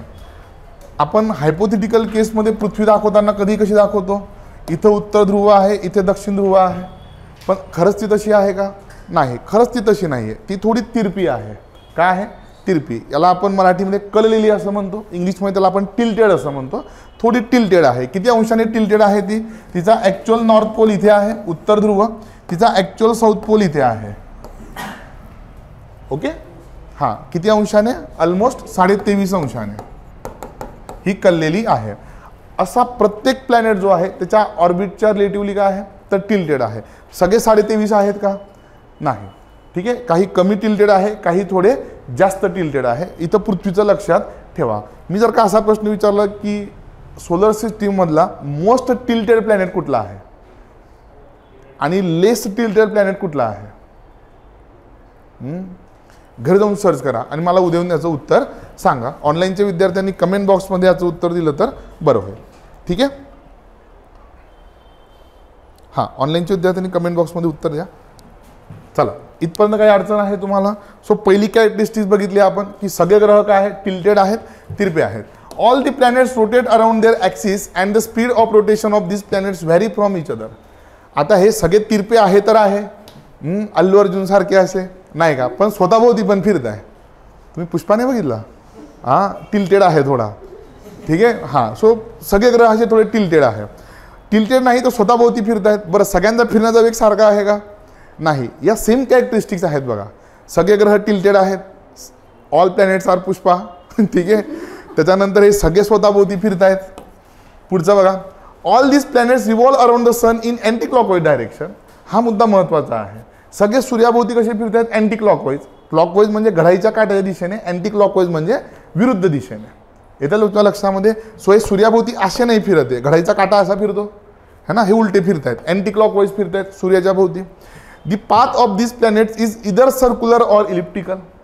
यांचा जो पाथ आहे सूर्याभोवती फिरण्याचा तो एकतर काय आहे, वर्तुळाकार आहे. समजा इथे मध्ये सूर्य असेल तर हे वर्तुळाकार याच्यात फिरत आहे, किंवा ते लंब वर्तुळाकार. इलिप्टिकल म्हणजे काय, तर ते लंब वर्तुळाकार फिरत आहेत किंवा ते सर्क्युलर पाथमध्ये फिरत आहेत. सो सगळ्यांचं ऑर्बिट पण वेगवेगळं आहे.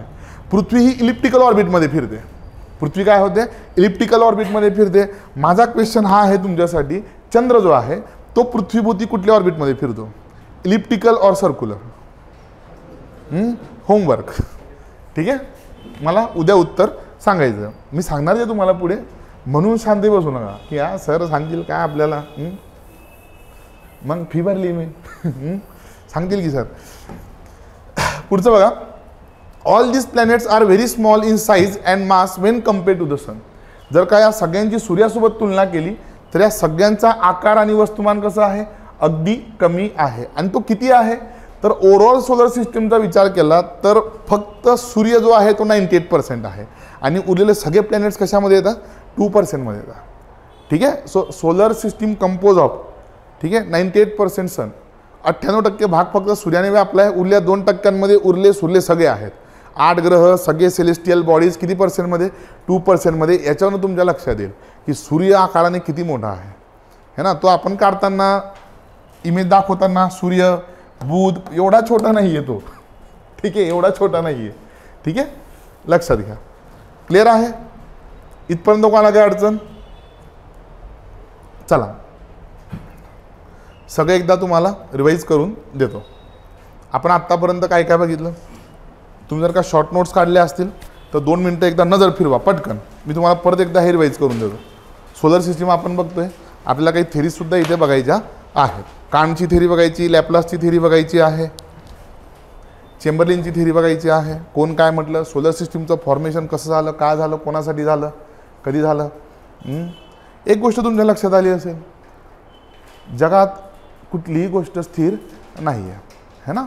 त्यात ते काय फिरतंय, म्हणजे तुम्ही ॲक्च्युअल जर का सोलर सिस्टीमची मुवमेंट बघाल ना, ती स्पेरिकल आहे, स्प्रिंगसारखी आहे. आणि त्यात तुम्ही घेऊन बसलेत की अभ्यास करताना पूर्वेकडे तोंड पाहिजे. हां, प्रत्येक फ्रॅक्शन ऑफ सेकंडला दिशा बदलते का नाही. म्हणजे आत्ता ह्या मिनिटाला मी पूर्व म्हणतो, ती पूर्व राहते का? हां, ती पूर्व नाहीच आहे. एका फ्रॅक्शन ऑफ सेकंडमध्ये ती चेंज होते आहे. तुम्ही ज्याला दक्षिण म्हणताय ती दक्षिण आहे का? ती दक्षिण नाही आहे. सो सगळं गोल गोल गोल गोल गोल गोल गोल गोल फिरतंय. ठीक आहे, लक्षात घ्या. आता याच्यानंतर आपला पुढचा टॉपिक काय असणार आहे, तर formation of solar system. He solar system नशी नेमकी तयार कशी झाली. ठीक आहे,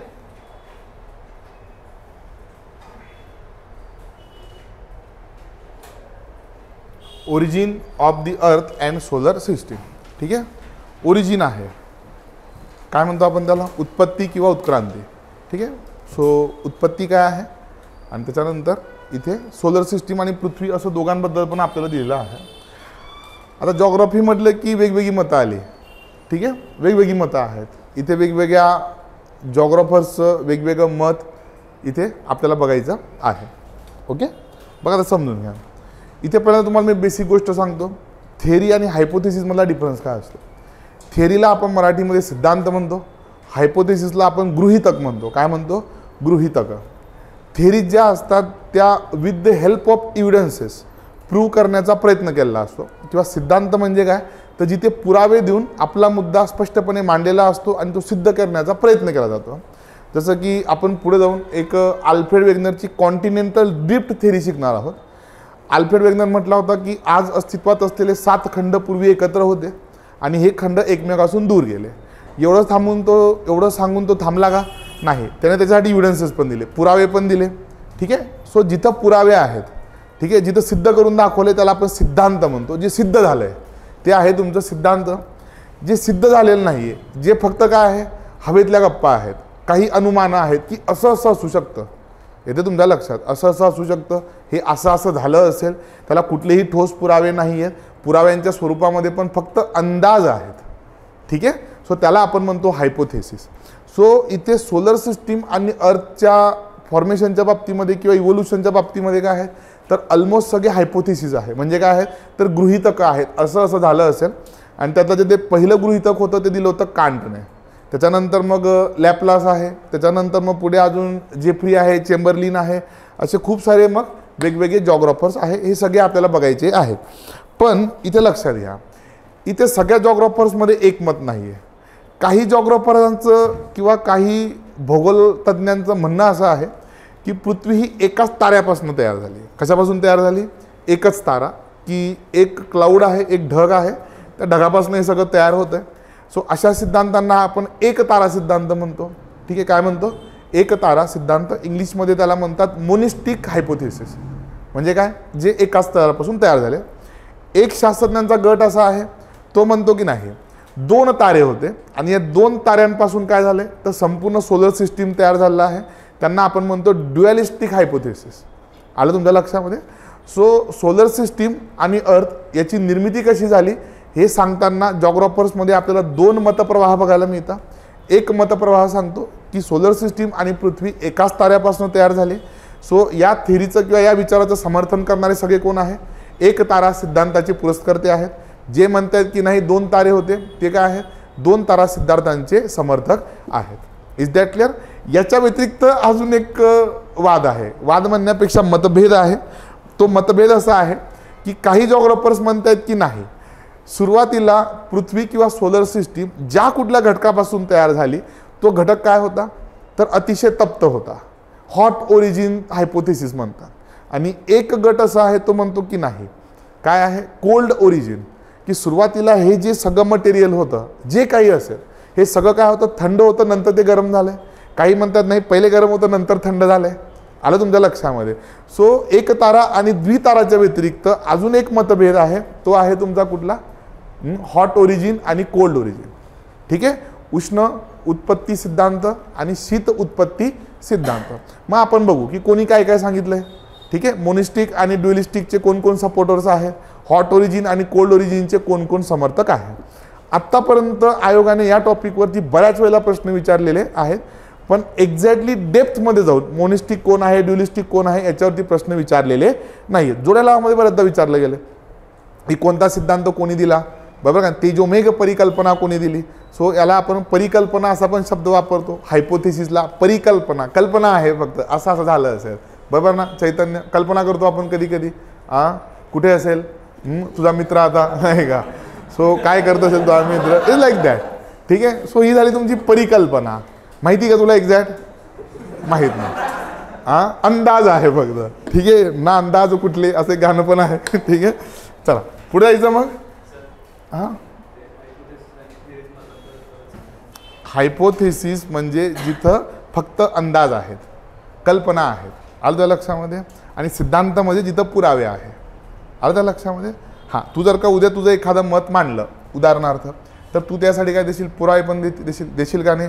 समजा तू उद्या एखादा नवीन शोध लावला की नाही पृथ्वी चपटीच आहे, तुला इव्हिडन्सेस पण द्यावे लागतील, है ना? का तू असं म्हणशील नाही प्लेट सारखी आहे, आपण सगळे प्लेटमध्ये बसलोय, ही प्लेट उडते आहे, बरं पुरावे द्या. तू पुरावे पण दिले आणि तू सिद्ध करून दाखवलं तर तू त्याला सिद्धांत, है ना? आपण तू नुसतं गप्पा मारतोय. काय तबकडी आहे, उडते आहे, एक शेषनाग आहे त्या डोक्यावरती ठेवली आहे, मला असं वाटतं, तर मग ती काय झाली? परिकल्पना झाली. ठीक आहे, लक्षात घ्या. सो हा दोघांमधला डिफरन्स आहे. So origin of earth and solar system इथे आपण बघितलं. From time to time various scientist have given their concept, hypothesis and theories. ठीक आहे, जसं जसं वेळ पुढे सरकत गेला वेगवेगळ्या जॉग्राफर्सनी, सायंटिस्टनी काय दिलं तर थेरीज दिल्या, हायपोथेसिस दिले, काही कन्सेप्ट दिल्या. In order to explain the origin and evolution of solar system, solar system कशी निर्माण झाली त्या संबंधीच्या. Such views and concepts may be divided into 2 groups, religious concept and scientific concept. हे जे वेगवेगळे मतप्रवाह आहेत त्याचं पण पुन्हा वर्गीकरण कसं आहे? रिलिजियस आणि सायंटिफिक. आता प्रत्येक रिलिजनमध्ये एक वेगळी स्टोरी आहे का नाही? जसं की तुम्ही आपल्या मायथॉलॉजीमध्ये बघाल तर वेगवेगळे सिद्धांत आहेत. शेष नागाच्या डोक्यावरती पृथ्वी आहे, नाही का? प्रत्येक रिलिजनमध्ये असं वेगवेगळं दिलेलं आहे. ठीक आहे, मला माझ्या रिलिजनबद्दल माहिती म्हणून मी तुम्हाला सांगतो. सो या सगळ्या रिलिजियस कन्सेप्ट आहेत का नाही? याच्या व्यतिरिक्त सायंटिफिक, मग रिलिजियस शिकायचे का आपल्याला इथे? आपल्या इथे रिलिजियस नाही शिकायच्या, आपल्याला कुठल्या शिकायच्या? सायंटिफिक कन्सेप्ट शिकायच्या. सो प्राचीन काळी बघा काय असतं, जिथं तुम्हाला उत्तरं मिळणं थांबून जातं तिथून पुढच्या गोष्टी आपण कोणाला ढकलून देतो? देवाला ढकलून देतो, नाही का? माहीत नाही कुठून आलं मग देवान केलं, खरी गोष्ट आहे का नाही? पण जसं जसं सायन्स पुढे सरकत जातो हे सगळे क्लेम काय जातात, खोडले जातात. अजून ही ज्या गोष्टी तुम्हाला माहीत नाही. पहिले बघा माहीत नाही पाऊस कसा पडत होता, आज आपल्याकडे ज्ञान आहे का नाही? आपल्याला आता वारे कळले, आपल्याला एअर सर्क्युलेशन कळले नाही का, तापमानातला फरक, एल निनो, ला निना, ओशन करंट कळले, ITCZ कळला, खालीवर होतोय, अपॅरंट मुवमेंट ऑफ सन, सूर्याचे भासमान भ्रमण. जोपर्यंत माहीत नव्हतं तोपर्यंत काय अरुण देवाने पाडला. माहीत नव्हतं काय आहे, वीज कशी चमकते, एकदम चंद्र झाकला जातो अमावस्या. लोक नदीमध्ये हे करायचे स्नान करायचे, नाही काहीतरी भयानक घडलंय. आज करतो का आपण तसं?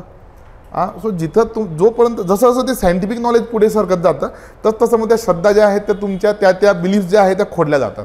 सो पहिले खूप जास्त सायंटिफिक अप्रोच होता का लोकांकडे? म्हणजे साहजिक आहे की कोणीतरी आकाशात बघितलं असेल की अरे चंद्र झाकला गेला, काहीतरी भयानक घडलंय. मग त्याने काय केलं माहीत नाही, मग कोणी केलं? देवाने केलं. सो अशा काही धार्मिक कल्पना पण काय आहे आणि काही शास्त्रीय कल्पना पण आहे. धार्मिक कल्पना आपल्याला शिकायच्या नाही, आपल्याला इथे स्टुडंट व्हायचं आहे. मग आपण काय करतोय, आपण इथे सायंटिफिक बघतोय. मग सायंटिफिकमध्ये पण काय आहे, अजून वेगवेगळे सिद्धांत आहे. हॉट ओरिजिन आणि कोल्ड ओरिजिन, मोनिस्टिक आणि ड्युअलिस्टिक कन्सेप्ट आहेत. मोनिस्टिक आणि ड्युअलिस्टिक कन्सेप्टबद्दल सांगितलं. काही जॉग्राफर्स म्हणतात की एका ताऱ्यापासून सगळं तयार झालं, काही म्हणतात की नाही 2 तारे होते, काही 3 सांगणारे पण आहेत. ठीक आहे की नाही 3 तारे होते. ठीक आहे. त्याच्यानंतर एक वर्ग असा आहे जो म्हणतो की हॉट ओरिजिन आहे, एक म्हणतो कोल्ड ओरिजिन आहे, की एका थंड द्रव्यापासून सगळं तयार झालंय, नंतर ते हळूहळू उष्ण होत गेलं. एक गमू आहे उलटं सांगतो की नाही पहिले गरम होतं नंतर थंड झालंय. असो, अजूनही कोणाला माहीत नाही. मग तुम्हाला बी प्रश्न पडला असेल की सर मग नेमकं खरं काय आहे, आम्हाला सांगूनच टाका आता, नाही का? इथं लक्षात घ्या, अजूनही ओरिजिन आणि इव्होल्युशन, अर्थचं आणि सोलर सिस्टीमचं कसं झालं हे अगदी ठोसपणे प्रभावीपणे सांगणारा सिद्धांत आलेला नाही. अजूनही संशोधन सुरूच आहे. काय आहे? संशोधन सुरू आहे. जसंही संशोधन पूर्ण होईल मी तुम्हाला कळवेल की नेमकं काय आणि कसं झालंय. ठीक आहे. आय होप की तोपर्यंत तुम्ही अधिकारी झालेले असाल आणि तेव्हा ते तुम्हाला तितकंसं मॅटर करणार नाही. जर झालं सर आता झालं प्रिलिमिनरी, आता पोस्टिंगला आहे मी. ठीक आहे, पुढच्या बॅचला सांगा तुम्ही. So according to hot origin concept, the planets are believed to have been formed from the matter which was either hot or was heated during the process of origin of the planets. ठीक आहे, याच्याबद्दल आपण already चर्चा केलेली आहे. चला आता direct आपण काय करूयात, थिरीजला सुरुवात करूयात. हायपोथिसिस आहे वेगवेगळे.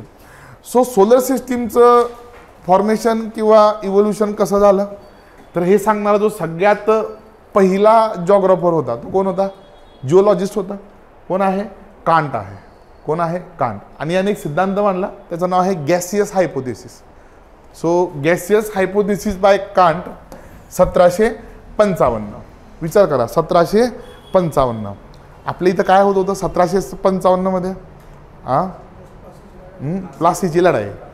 आणि तिकडे काय चाललं होतं? सोलर सिस्टीम कशी तयार झाली, ग्रह कसे तयार झाले, वेस्टर्न वर्ल्डमध्ये काय चाललं होतं आणि पॅरलली आपल्या इकडे काय चाललं होतं.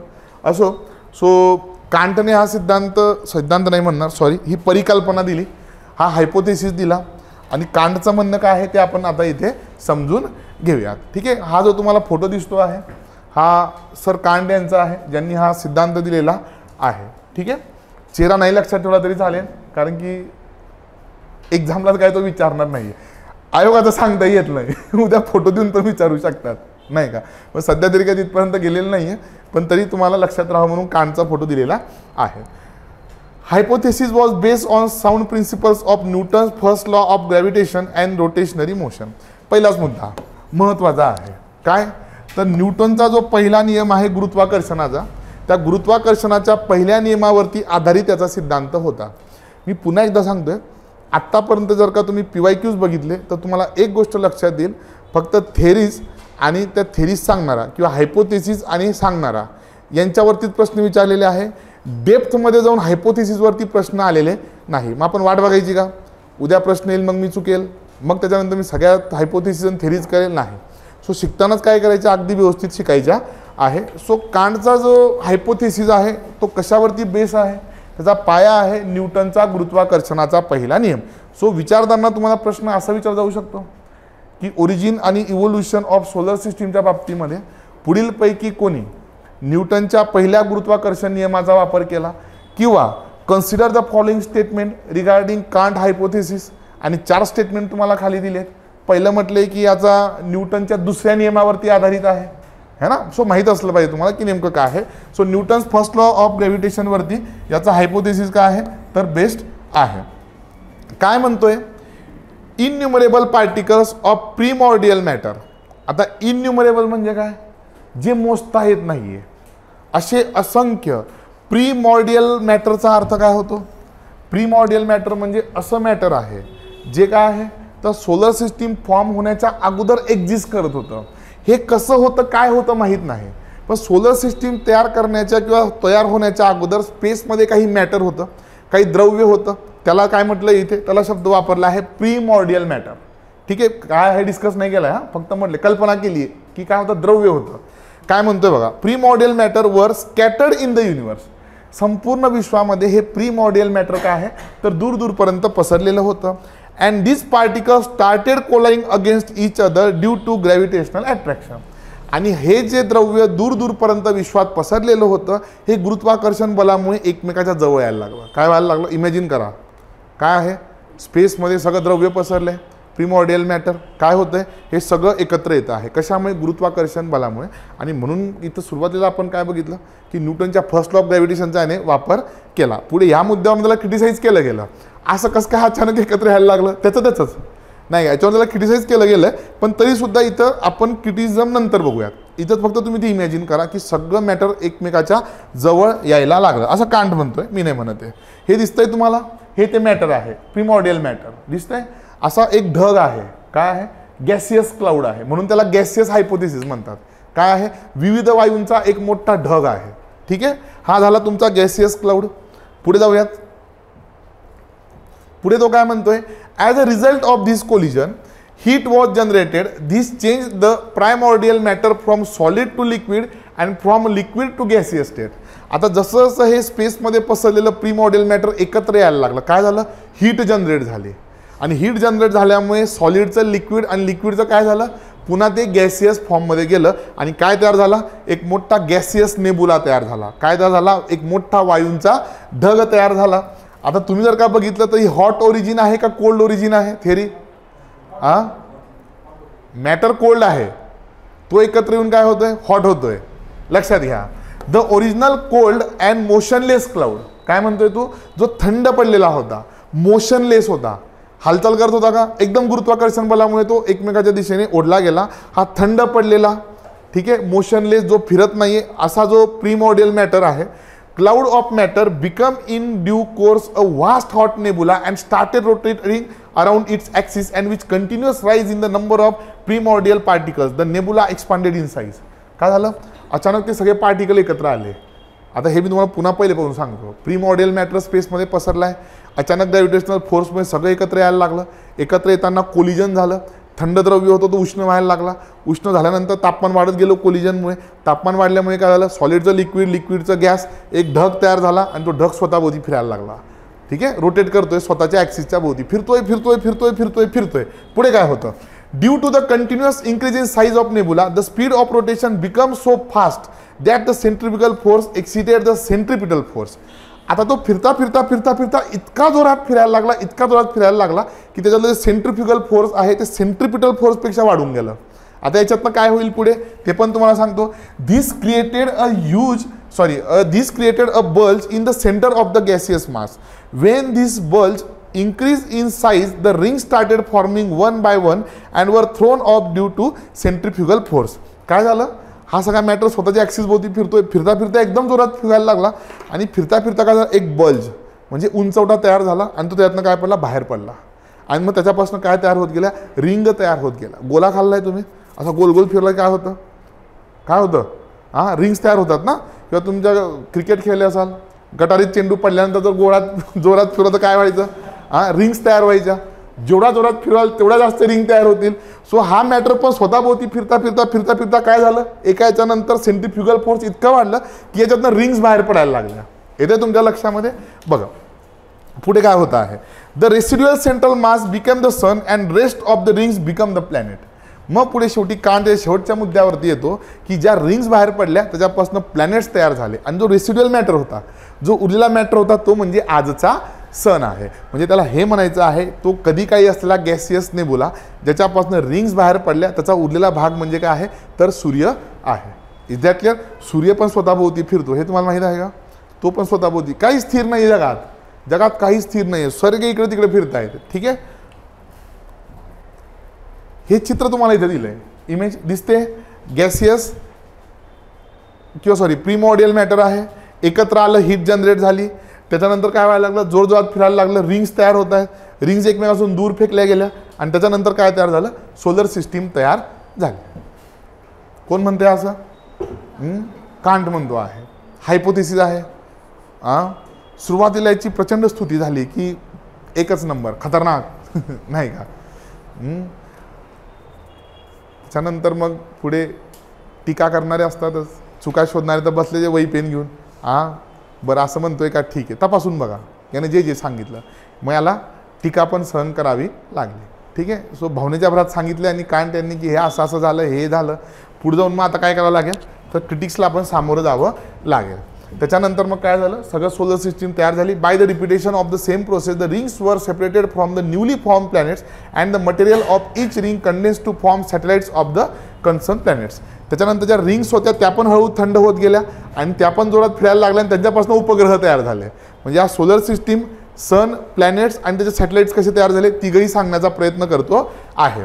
क्रिटिकल ॲनालिसिस, टीका पण याला झाली. काय झाली टीका? Kant has not explain the source of the primordial matter. ठीक आहे, कांट काय म्हणतोय, स्पेसमध्ये एक प्रीमॉर्डियल मॅटर पसरलेला आहे, पण कांटने हे सांगितलं का प्रीमॉर्डियल मॅटर कुठून आला, नाही का. सो इथं टीका करणारे म्हणतायत की ते पण सांग, ते प्रीमॉर्डियल मॅटर कुठून आलं, असं डायरेक्ट तुम्ही कसं काय सांगू शकता. सो पहिली टीका होती, Kant said that the particles of the primordial matter started colliding due to gravitational energy. He has not explained how the source of energy which caused motion of these particles suddenly became active. म्हणजे काय, जे द्रव्य किंवा जो पदार्थ प्रीमॉर्डियल matter स्पेसमध्ये सुप्त पडून आहे, अशी कुठली एनर्जी एकदम जनरेट झाली की हे एकमेकाकडे आकर्षिले गेले, ते तरी सांग. असं अचानकच काहीतरी असेल ना, तुम्ही जवळ बसले सगळे एकदम जवळ यायला लागले, काहीतरी जर घडलं असेल, कुठली एनर्जी होती बाबा ते तरी सांग. बरं, मग ती एनर्जी पहिले का नव्हती, अचानकच कसं काय ॲक्टिव्ह झाली. म्हणजे गुरुत्वाकर्षण बल एखादा पदार्थ तयार झाल्यानंतर लगेच तयार होईल, असं अचानकच कालपर्यंत नव्हतं ना एकदम आता, असं नाही. सो ते पण सांग की कुठली एनर्जी होती जी एकदम ॲक्टिव्ह झाली. पुढचं म्हणतात, according to science of law of motion the collision of the particles can never generate rotatory motion. इथं कांट काय म्हटलं होता, पार्टिकल्स एकत्र आले आणि उष्णता तयार झाली. इथं सायन्स काय सांगतं की पार्टिकल्स एकत्र आल्यामुळे कुठलीच मोशन फॉर्म होत नाही, हे नंतर आलं, नाही का. हे क्रिटिसिस काय आहे, नंतर आहे, पण त्याला की असं तर होत नाही. हे काय आहे, अँटी सायन्स आहे. पार्टिकल्स एकत्र आले गोल गोल फिरायला लागले, असं कसं काय होईल, हे तर अगेन्स्ट सायन्स आहे. Can't assumption that the speed of rotation of the nebula increase with the increase in the size of the gaseous matter is also against the law of science of law of motion. law of motion काय सांगतो, जेव्हा तो nebula छोटा छोटा होत जाईल तेव्हा त्याचं मोशन वाढत जातो. इथं कांट उलट सांगतोय, मोठा होताना त्याचा स्पीड वाढत चाललाय. तो म्हणला हे तर मोशनच्या अगेन्स्ट आहे. जसा असा नेबुला छोटा होईल तसंच स्पीड वाढतो. लॉ ऑफ मोशन काय सांगतो, जसा असा तो छोटा होईल तसं स्पीड जोरात होईल. कांट म्हणतो नाही, तो मोठा होत चालल्यानंतर स्पीड पण वाढत चाललाय. ते म्हटले नाही, हे तो कुदरत के खिलाफ आहे. आलं तुमच्या लक्षात. सो मग हे चार क्रिटिक्स काय करायला लागले, कांटला फेस करावे लागले. इथं एक गोष्ट लक्षात ठेवा, कांटचा हायपोथेसिस हा एक्सपान्शन बेस आहे. काय आहे, एक्सपान्शन बेस आहे. नेबुला जोरात फिरतोय फिरतोय फिरतोय फिरता आपल्या रिंग्स बाहेर फेकायला लागला आणि सगळी सोलर सिस्टीम तयार झाली. याच्यानंतर जो लॅपलास येतो, ठीक आहे, लॅपलासला रेडी मटेरियल मिळालं. कांट नंतरचा पुढचा हायपोथेसिस कोणाचा आहे, लॅपलासचा आहे. लॅपलासने कांटने जे सांगितलं त्याच्यातलं जे जे योग्य होतं ते उचललं आणि सगळे क्रिटिक्स बाजूला केले. त्याच्यामुळे काय, तर लॅपलासला ते सोपं गेलं त्याचा हायपोथेसिस मांडणं. कांटने जे सांगितलं होतं की प्रीमॉर्डियल मॅटर आहे, प्रीमॉर्डियल मॅटरपासून एक मोठा नेबुला तयार झाला आहे, बरोबर का नाही. इथे पुढे जाऊन लॅपलास तिथूनच सुरुवात करतो आणि लॅपलास पण काय म्हणतो, हा एक नेबुला होता, ठीक आहे, एक गॅसियस क्लाउड आहे, तो पण स्वतःभोवती फिरायला लागला. त्याने जास्त कष्ट घेतलेत का लॅपलासने, लॅपलासने फार कष्ट घेतले नाही. कांटने जे सांगितलं त्याच्यातलं क्रिटिक्स मायनस केलं, ज्याच्यावरती क्रिटिक झालं नाही ते सगळं उचललं, त्याच्यात आपले स्वतःचे 4 मुद्दे ॲड केले आणि नवीन हायपोथेसिस तयार केला. सो लॅपलासचं खूप कौतुक केलं गेलं की हां तू बरोबर सांगितलं, पण टीका तर होणारच, नाही का. कोण सुटलंय, कोण सुटले मला सांगा. ना गांधी सुटले, ना सावरकर सुटले, ना आंबेडकर सुटले, कोण सुटलंय. इथे लॅपलासवरती पण टीका होणारच होती, पण याचं कांटपेक्षा थोडं जास्त कौतुक झालं, कारण की याने त्या सगळ्या क्रिटिक्स मायनस करून काय केलं होतं, तर नवीन मुद्दे मांडले होते आणि याच्यातले बहुतांश मुद्दे काय होते तर विज्ञानाला धरून होते. तोपर्यंत विज्ञान पण बरंच पुढे गेलं होतं. आता कांटच्याच बिचाराच्याच काय सायन्स बियन्स एकच लॉ धरला तरी न्यूटनचा गुरुत्वाकर्षण एक्सप्लेन करण्याचा प्रयत्न केला. पण लॅपलासला मात्र काय होतं तर अजून थोडं विज्ञानाचं किंवा विज्ञानाच्या ज्ञानात थोडी भर पडल्यामुळे त्याला तो हायपोथेसिस मांडताना मदत मिळाली. Is that clear? सो मग इथे तुम्हाला कांटचा जो हायपोथेसिस आहे त्या कांटच्या हायपोथेसिसच्या हायलाइट्स काय सांगाल मला? हां, मेमराईज करा, आठवा बरं काय काय सांगितलं मी. सांगा. एकतर कांटचा जो सिद्धांत हायपोथेसिस आहे तो मोनिस्टिक आहे का ड्युअलिस्टिक आहे? मोनिस्टिक सिद्धांत आहे. हॉट ओरिजिन आहे का कोल्ड ओरिजिन आहे? Cold origin. नाही पहिले प्रीमॉर्डियल मॅटर थंड आहे असं काय करता? त्याच्यानंतर मग काय झालं? Due to gravitational force. एकदम सगळे एकत्र आले. हे एकदम असं you must be a good story teller. लक्षात ठेवतो जर फिल्मी स्टाईलमध्ये लक्षात ठेवा. ठीक आहे. हे सगळं एकत्र आलं. एकत्र येताना हीट जनरेट झाली. हीट जनरेट झाल्यानंतर काय झालं? सॉलिडचं गॅस, गॅसचं लिक्विड सगळं स्वतःभोवती फिरायला लागलं. फिरता फिरता फिरता एकदम जोरात फिरायला लागलं. एक बल्ज क्रिएट झाला है ना. डेम येतो बघा, माहिती आहे ना. डोक्यावर पडलं कुठं लागलं, डेम येतो, त्याला बल्ज म्हणतात. बल्ज म्हणजे फुगवटा, आपल्या भाषेला डेम म्हणतो आपण. ठीक आहे. सो बल्ज क्रिएट झाला आणि तो बल्ज फिरता फिरता फिरता बाहेर पडला आणि अशा रिंग्स फॉर्म झाल्या. त्याच्यापासून 8, त्यावेळी तो 9 प्लॅनेट्स म्हणतोय, आता 8 झाले. सो 9 प्लॅनेट्स तयार झाले आणि उरलेला भाग म्हणजे सूर्य आहे असं कोण म्हणतोय? कांट म्हणतो आहे. आलं तुमच्या लक्षामध्ये? इथपर्यंत कोणाला काही अडचण? सो कांटचा हायपोथेसिस कळला. नक्की काही विचारलं तर तुम्हाला उत्तर देता आलं पाहिजे की नेमकं कांट साहेब काय म्हटले होते. कांट नंतर आला लॅपलास. लॅपलासला खूप सारं मटेरियल रेडी नोट्स होत्या कांटला, लॅपलासला वेगळ्या नोट्स काढायची गरज पडली का? नाही. त्याने फक्त क्रिटिक्स मायनस केले आणि मग येतो तुमचा लॅपलासचा सिद्धांत 1796 मध्ये, 1796. कांटचा हायपोथेसिस कधी आहे रे? बघा इथे 1755. म्हणजे ऑलमोस्ट किती 40 वर्षानंतर याने तो मांडला. 40 वर्ष खूप मोठा कालावधी आहे. 40 वर्षानंतर पुढचा सिद्धांत येतो. हे आहेत लॅपलास, सारखेच दिसतात है ना. कांट पण ऑलमोस्ट असे होते. Emmanuel can't. इथे लॅपलास, पेरे लॅपलास आहे, पण हे फ्रान्सचे होते, ते जर्मनीचे होते. कांट जे होते ते जर्मनीचे, हे फ्रान्सचे आहेत. असो, इथे हे काय म्हणतात ते आपल्याला बघायचं आहे. 1796चा हा हायपोथेसिस आहे. We may consider the hypothesis of Laplace as the modified version of Kant's hypothesis. कांटच्या हायपोथेसिसचं जे मॉडिफाईड व्हर्जन आहे किंवा अपडेटेड व्हर्जन आहे ते म्हणजेच काय आहे? लॅपलासचा हायपोथेसिस आहे. लॅपलासने असं फार काहीतरी वेगळं मांडलं नाही. जे कांटचं होतं तेच उचललं, त्याच्यात थोडी भर घातली.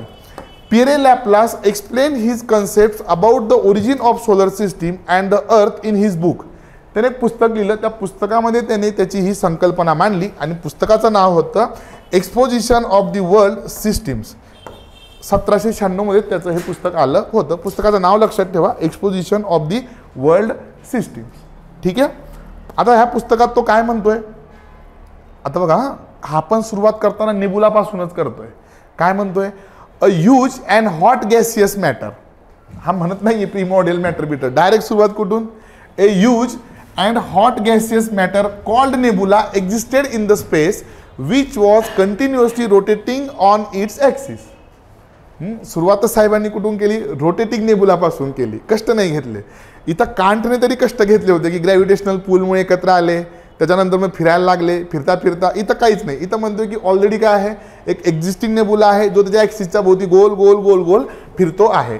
दिस nebula was losing heat from its outer surface due to the process of radiation and was thus cooling and reducing in size and volume due to contraction and cooling. ठीक आहे. हॉट ओरिजिन आहे. काय म्हणतो आहे? एक nebula आहे, तो काय आहे? उष्ण आहे, तो स्वतःभोवती फिरतो आहे. आणि इथे हा सांगतो आहे की फिरता फिरता काय होतंय? तो हीट लॉस करतोय. त्याच्यातली जी उष्णता आहे तो सोडत चाललाय आणि तो थंड होतोय. आणि थंड होण्याची प्रक्रिया कुठून होते? तर आउटर भागापासून, किंवा जो बाह्य भाग आहे तो पहिले थंड झाला, बरोबर का नाही? थंड होता होता होता काय होत जाईल रे? तो अजून छोटा छोटा छोटा छोटा होत जाईल आणि जो बाहेरचा सॉलिड भाग आहे त्याच्या रिंग्स आपोआप बाहेर पडत जातील. येते तुमच्या लक्षामध्ये? सो इथे बघितलं तर नेबुला एवढा आहे, छोटा झाला, एक रिंग बाहेर गेली, पुन्हा छोटा झाला, दुसरी रिंग तयार झाली, पुन्हा छोटा झाला, तिसरी रिंग, पुन्हा छोटा झाला, चौथी रिंग तयार झाली. ठीक आहे. कांट काय म्हणत होता? हा रिंग बाहेर फेकतोय, हा काय म्हणतोय, इथं नेबुला छोटा छोटा होत चाललाय आणि रिंग्स तयार होत चाललेल्या आहे. आलं तुमच्या लक्षामध्ये, हा दोघांमधला फरक आहे. सो तो म्हणतो आहे की this nebula was losing it from its outer surface due to the process of radiation and was thus cooling and reducing in size and volume due to contraction and cooling. As the size and volume of the nebula decreased, the velocity of rotatory motion began to increase. आता हा जो मुद्दा आहे तो law of मोशनला धरून आहे. जसा जसा आकार छोटा होत गेला हा नेबुला अजून जोरात फिरायला लागला. तो म्हणतोय it increase so much that the centrifugal force become greater than the centripetal force. एक वेळ अशी येते की काय होतं, त्याची सेंट्रिफ्युगल फोर्सपेक्षा अजून जास्त वाढून जाते. A state came when the centrifugal and the gravitational pull become equal that the equatorial bulge which made it weightless. As a result the ring started detaching separating from the equatorial bulge of the contracting nebula. आता तो nebula इतका जोरात फिरायला लागला की त्याच्या equatorial बल्जमधनं एक एक रिंग बाहेर पडायला लागली आणि तो नेबुला छोटा होत गेला. आलं तुमच्या लक्षामध्ये, काय होत गेला, छोटा होत गेला. ठीक आहे, चला पुढे काय म्हणतो आहे हे दिसतंय तुम्हाला. आता हे इमॅजिन करताना असं इमॅजिन करा, हा काय एवढा मोठा नेबुला आहे. ठीक आहे, हा छोटा होत गेला. जो भाग थंड होतोय तो बाहेर पडतोय, पुन्हा इथे थंड झालेला भाग बाहेर पडला, पुन्हा थंड झालेला भाग बाहेर पडला, पुन्हा. आलं तुमच्या लक्षात.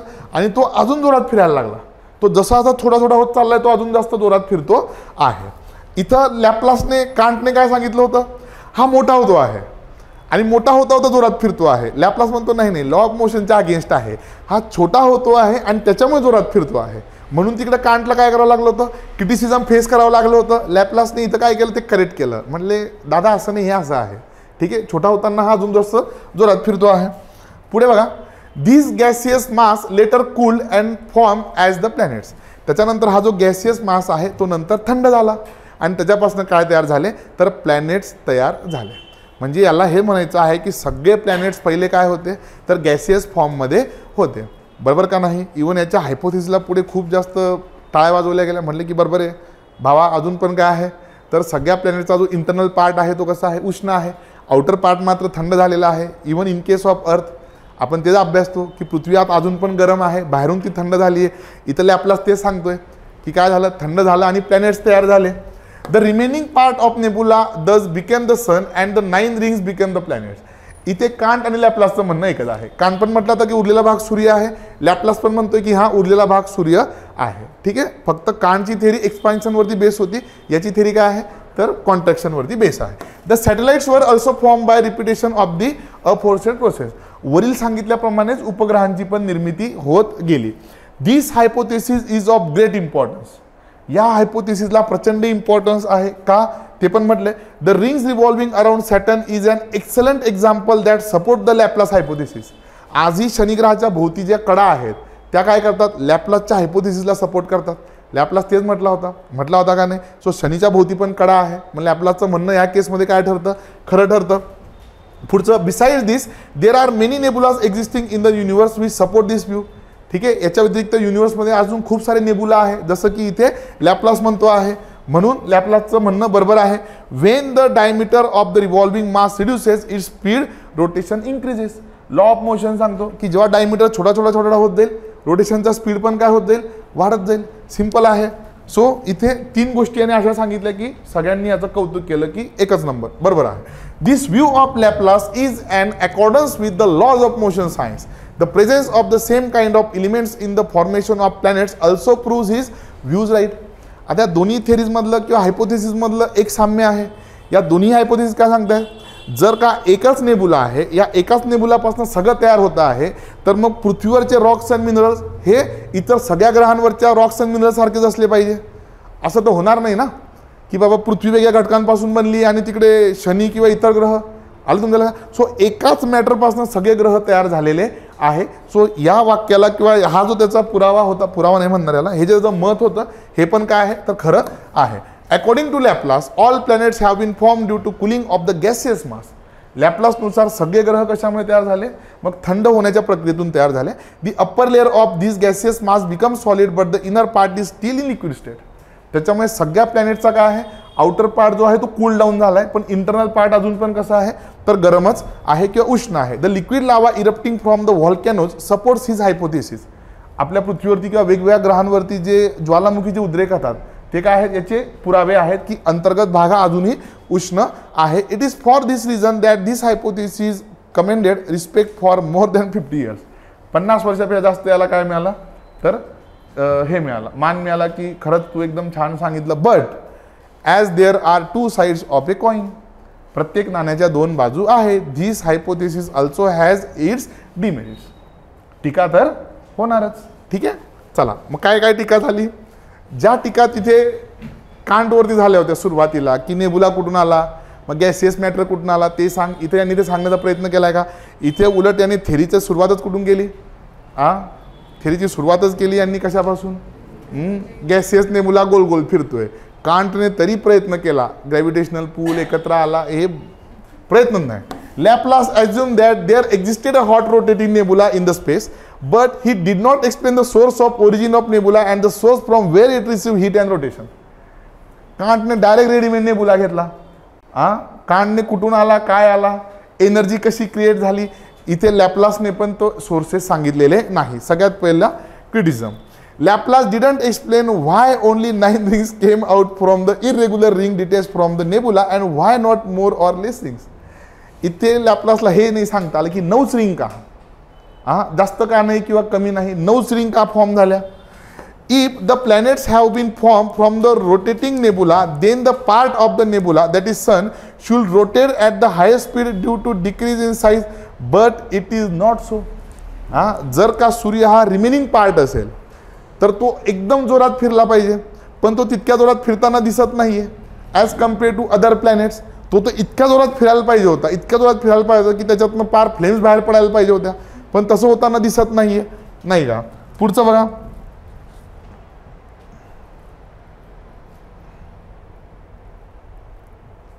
critics feel that if the sun is the remaining part of the nebula, it should have a bulge in the middle, but it is not so. जर का सूर्य हा रिमेनिंग पार्ट आहे तर त्याचा फुगवटा कुठं आहे, जोरात फिरताना इक्वेटरवरती फुगवटा तयार होणार आहे, म्हणजे तो फुगवटा कुठे आहे, म्हटले नाही आहे. According to Laplace hypothesis all satellites should revolve in the direction of their father planet, but it is not so as planets like Saturn and Jupiter revolve in the opposite direction of the father planet. सगळे एकाच दिशेने फिरले पाहिजे, बाकी जे उलटे फिरतायत त्यांचं काय कारण आहे. If we accept Laplace view that planets were form from the nebula, then the planets would have been in liquid state in the initial state and hence would not have been able to rotate around the sun. Only a solid matter can rotate or revolve along or near the circular path without losing it shape. ज्याप्रमाणे इथं Laplace म्हणतोय की सुरुवातीला एक rotating nebula आहे, नाही का, एवढ्या हाय टेम्परेचरला एखादी गोष्ट सॉलिड कसं काय असू शकते. एवढं हाय टेम्परेचर तुम्ही सांगतायत की एक गॅसियस नेबुला आहे, एकदम हाय टेम्परेचर आहे, तर इथे क्रिटिसिझम काय म्हणतंय की जर का टेम्परेचर एवढं हॉट आहे तर ऑब्वियस गोष्ट आहे की प्लॅनेट्स इनिशियली लिक्विड स्टेजमध्ये असले पाहिजे. तूच म्हणतोय की आजही इनर पार्ट लिक्विड आहे, बरोबर का नाही. जर का ते लिक्विड स्टेजमध्ये असतील अगदी सुरुवातीला, तर लिक्विड स्टेजमधला कुठलाही मॅटर एका सर्क्युलर ऑर्बिटमध्ये रोटेट करू शकत नाही. जर तो सॉलिड असेल तरच तो रोटेट करू शकेल, लिक्विड कसं काय रोटेट करू शकते, नाही का. ते म्हटले हे पण सांग, मग जर तू म्हणतोय हाय टेम्परेचर आहे, लिक्विड होतं, तर मग कसं काय सूर्याभोवती फिरत होतं, इम्पॉसिबल आहे. सो एवढ्या क्रिटिक्स कोणाला फेस करायला लागल्या, लॅपलासला फेस करायला लागल्या. पण तरीसुद्धा याने काही गोष्टी अगदी प्रॉपर सांगण्याचा प्रयत्न केला. शेवटी काय आहे, हायपोथेसिस आहे, काय आहे, थेरी आहे का, नाही, असं होऊ शकतं. आलं लक्षामध्ये, क्लिअर आहे नक्की. चला, सो इथं पण काय आहे, थेरी जे आहे की सॉरी हायपोथेसिस काय आहे, मोनिस्टिक का ड्युएलिस्टिक, मोनिस्टिक. एकाच ताऱ्यापासून तयार झालं. दोघांमध्ये जर का तुम्हाला डिफरन्शिएट करायला लावलं तर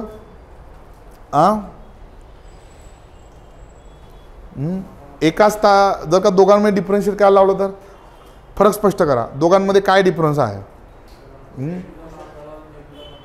काय कांटच्या हायपोथेसिसमध्ये नेबुला काय होतोय, रिंग्स बाहेर फेकतोय है ना, मोठा होतानाचा रोटेशन स्पीड वाढतोय, आणि लॅपलासमध्ये छोटा होताना स्पीड वाढते. Very good. अजून डिफरन्स सांगा, नंतर सिमिलॅरिटीज बघू. अजून काय डिफरन्स आहे अजय.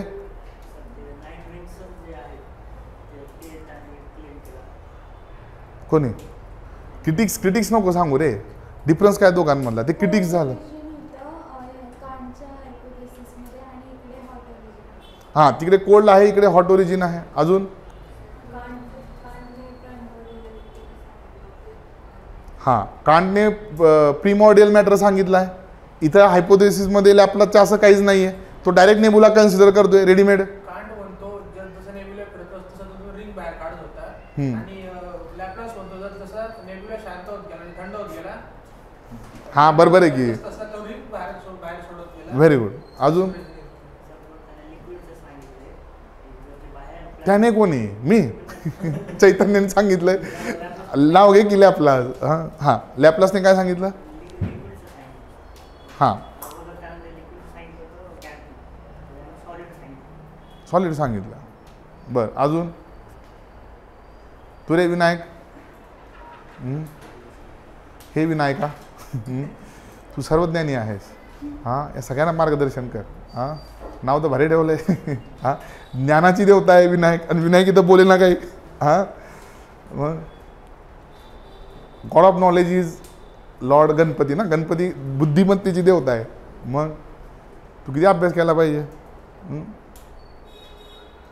चैतन्याला चैतन्य नाही आहे, दुखी आहे. व्हॅलेंटाईन वीक जवळ येतोय अजून. तू रे?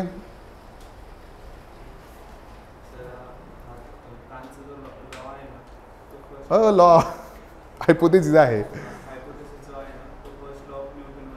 हां, first law of Newton. Very good, very good, very good, very good. न्यूटनच्या पहिल्या नियमावरती आधारित आहे. इथं काय न्यूटनचा नियम नाही आहे. लॉ ऑफ मोशनवरती सगळं चाललेलं आहे. तू रे सत्यविजय? अरे बोल काहीतरी. काहीच नाही, नुसता हसतोय.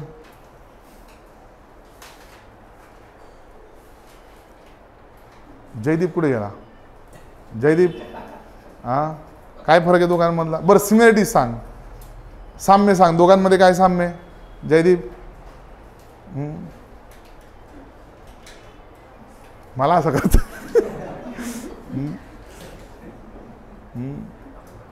काय साम्य दोघांमध्ये? तुझं पण नाव जयदीप आहे का? नाही? हां, जयदीप म्हटलो ना, मग तू एकदम म्हणतो बी नाव जयदीप आहे का? हां,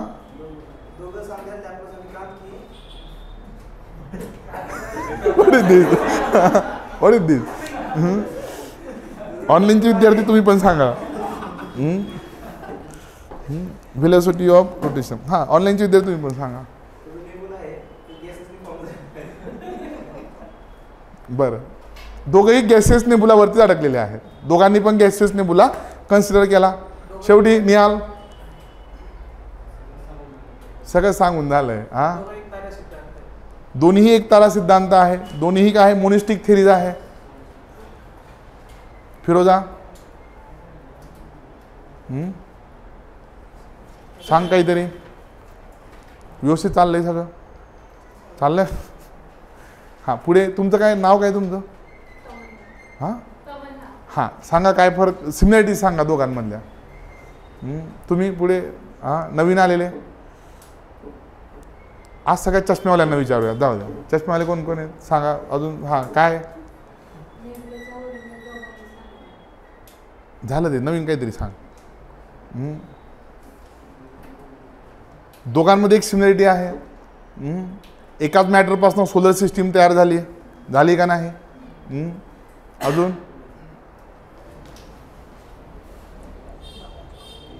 शेवटी राहिलेला पार्ट सन आहे. Very good. दोघही ठिकाणी दोघंही काय म्हणतात की remaining part or remaining nebula is the present day sun. आजचा अस्तित्वात असलेला सूर्य हा काय आहे? उरलेला नेबुला आहे का नाही? ठीक आहे, चला, व्हेरी गुड. ऑनलाईनचे विद्यार्थी, आय होप की तुम्हाला युनिवर्स कळलं असेल, सोलर सिस्टीम कळली असेल. अजून बऱ्याचशा गोष्टी आहेत, छोट्या छोट्या गोष्टी, त्या पण आपल्याला बघायच्या आहेत, कन्सेप्ट आहेत. ओके, हां. सो पॅरलल लेक्चर्स असतील तुमचे तिकडे. हे चालू आहे. संध्याकाळी 7 ते 8 तुमचं जॉग्राफी असणार आहे. जसं मी तुम्हाला सुरुवातीला सांगितलं तसंच आपल्याला पुढे पुढे सरकायचं आहे. पहिल्यांदा थोडं बेसिक बघू, फॉर्मेशन ऑफ अर्थ बघू, त्याच्यानंतर मग नेमकं अर्थ काय आहे, वेगवेगळे आपण टप्प्याटप्प्यामध्ये पुढे जाऊया.